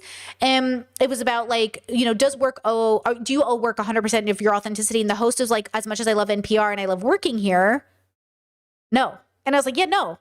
But we forgot that because I think of social media in a big way. Right? Like in social media in a big way, I think we've forgotten that like I'm working right now. And we've also forgotten that, you know, most people didn't bring their work home with them. I don't think I have any memory of anyone from my parents' work or my friends' parents' work being at get-togethers, talking to us. Like it was very rare that you'd have people from work come home with you. Work in life was very separate. But now, because everyone has cell phones, work is also impeding on our private time. So workers talk about their private time to their bosses, and now people at work know what's happening in your private life. And so there's no like separation. And so now you're not going to work to take a break from home, and you're not going home to take a break from work. It's all muddled together. And that's why in many ways, like I love that my family's not online. I love that my partner's not online. I love that when I come to work, I'm at work. And then when I leave work, I go home. So let me tell you, I take this job so seriously and I love my work.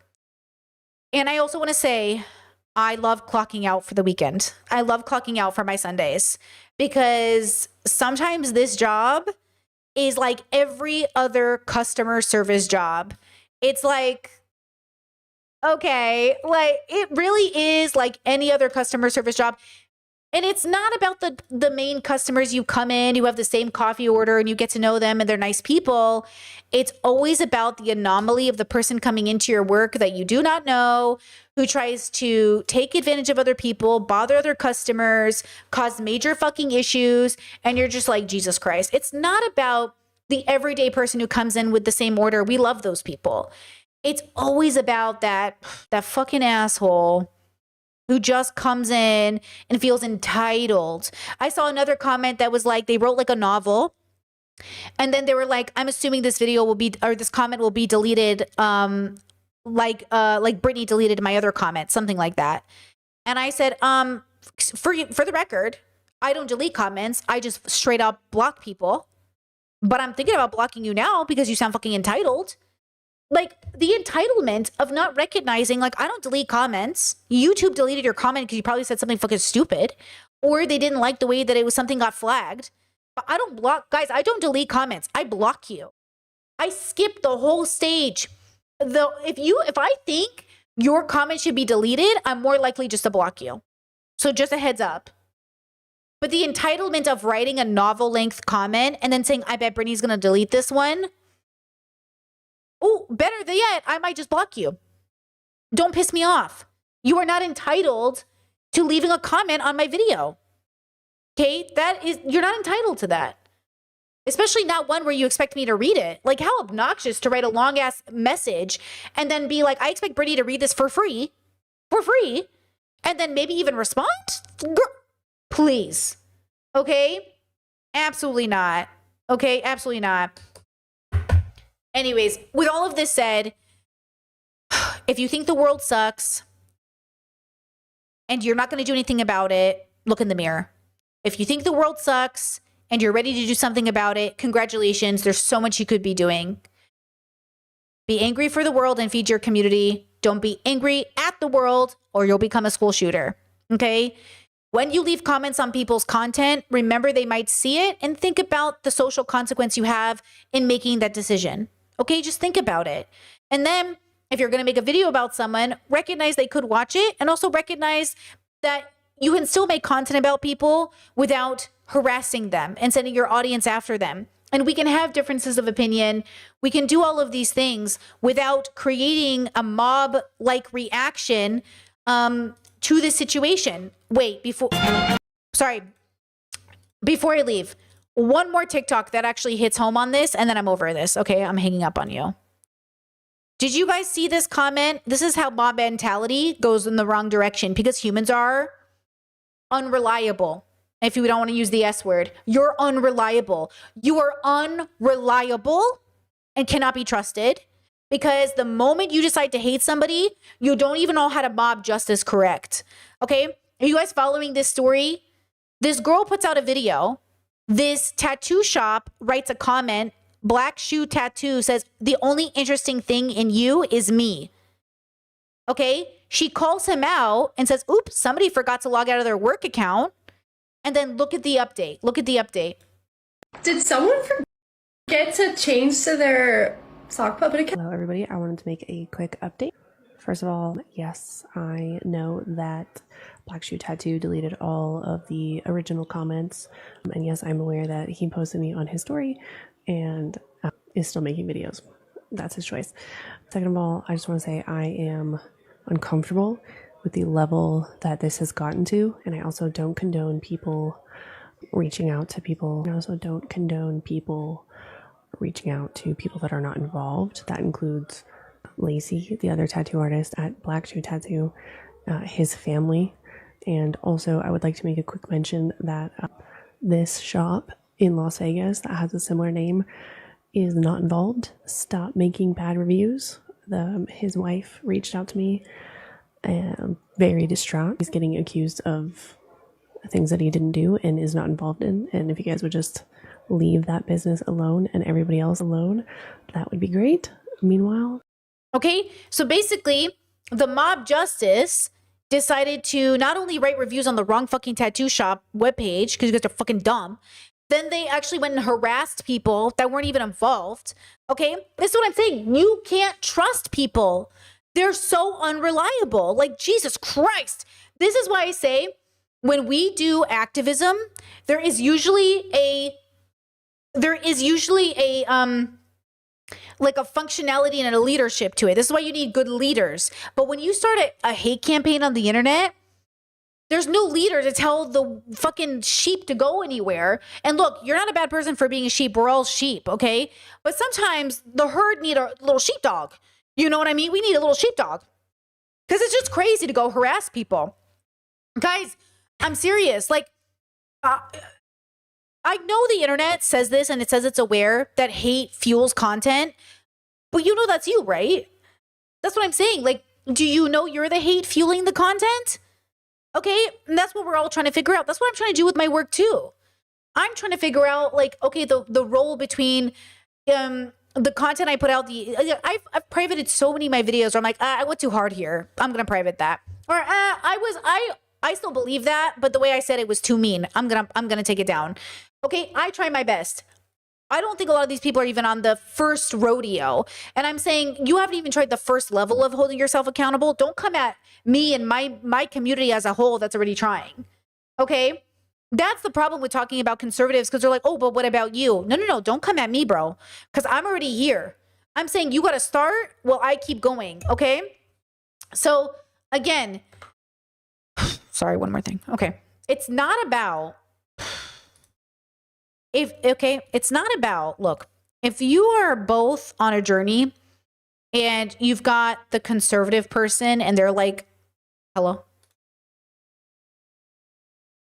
The conservative person and they're over here, and you've got like a liberal person and they're over here, and then you've got like a progressive person, they're over here. And this is we're not talking about politics when I use these words. I'm talking about it in any capacity in which it makes sense. Okay. Like, you don't get to go and say like, oh, I'm better than you because I'm all the way over here, or I'm better than you because I'm all the way over here. That's sure, you can look at it that way, or you can just say that, hey, when you're ready, here's where you want to end up going, you know? And the problem is like, nobody wants to feel stupid, which is why the word hurts so much. Like, nobody wants to be called stupid. Nobody wants to feel stupid. What a demoralizing, shameful, weaponized tool to use against people, especially people who don't fit in perfectly. Like, it is such a good bullying word. It's such a good, and good, I mean harsh and mean and cruel. Nobody wants to feel stupid. But there's nothing worse than a stupid person being the reason you don't have your civil rights. There's nothing worse than a stupid person being the reason why you can't have nice things, because they don't know the difference between a drag queen and a trans person. And because they don't know the difference between birth control and a fucking abortion. Okay? Nobody wants to feel stupid. But there is nothing worse than stupid people being the reason that there's a genocide happening. Okay? Fuck. Okay, so with peace and love, as we end this stream and you go on to your weekend, be good to yourselves and others, harm reduce to the best of your ability, and recognize there is so much good about the world, and it starts with you. Hopefully. Hopefully, you know, that's kind of the goal. So again, you know, if this isn't click, do this. Make sure that when you die, you lived a life in which people can celebrate and be sad about your death. Because you don't want to be Charlie Kirk, where when you die, half the internet's like, it would be best to be a person that when you died, you lived a good enough life that people cared. Not because you want people's approval, but because give people the opportunity to mourn you. Especially if you're a parent, the best thing you can do is give your kids a chance to mourn you. You know? Okay. Thank you for being here. I appreciate it so much. Please take care of yourselves, and I will see you Saturday on the Discord tomorrow, and then I will see you Monday for stream. Okay, thanks for being here. I appreciate it. Bye. Bye-bye. Bye-bye. Bye-bye. Bye-bye. Bye-bye. Bye-bye. Goodbye. Goodbye. Goodbye.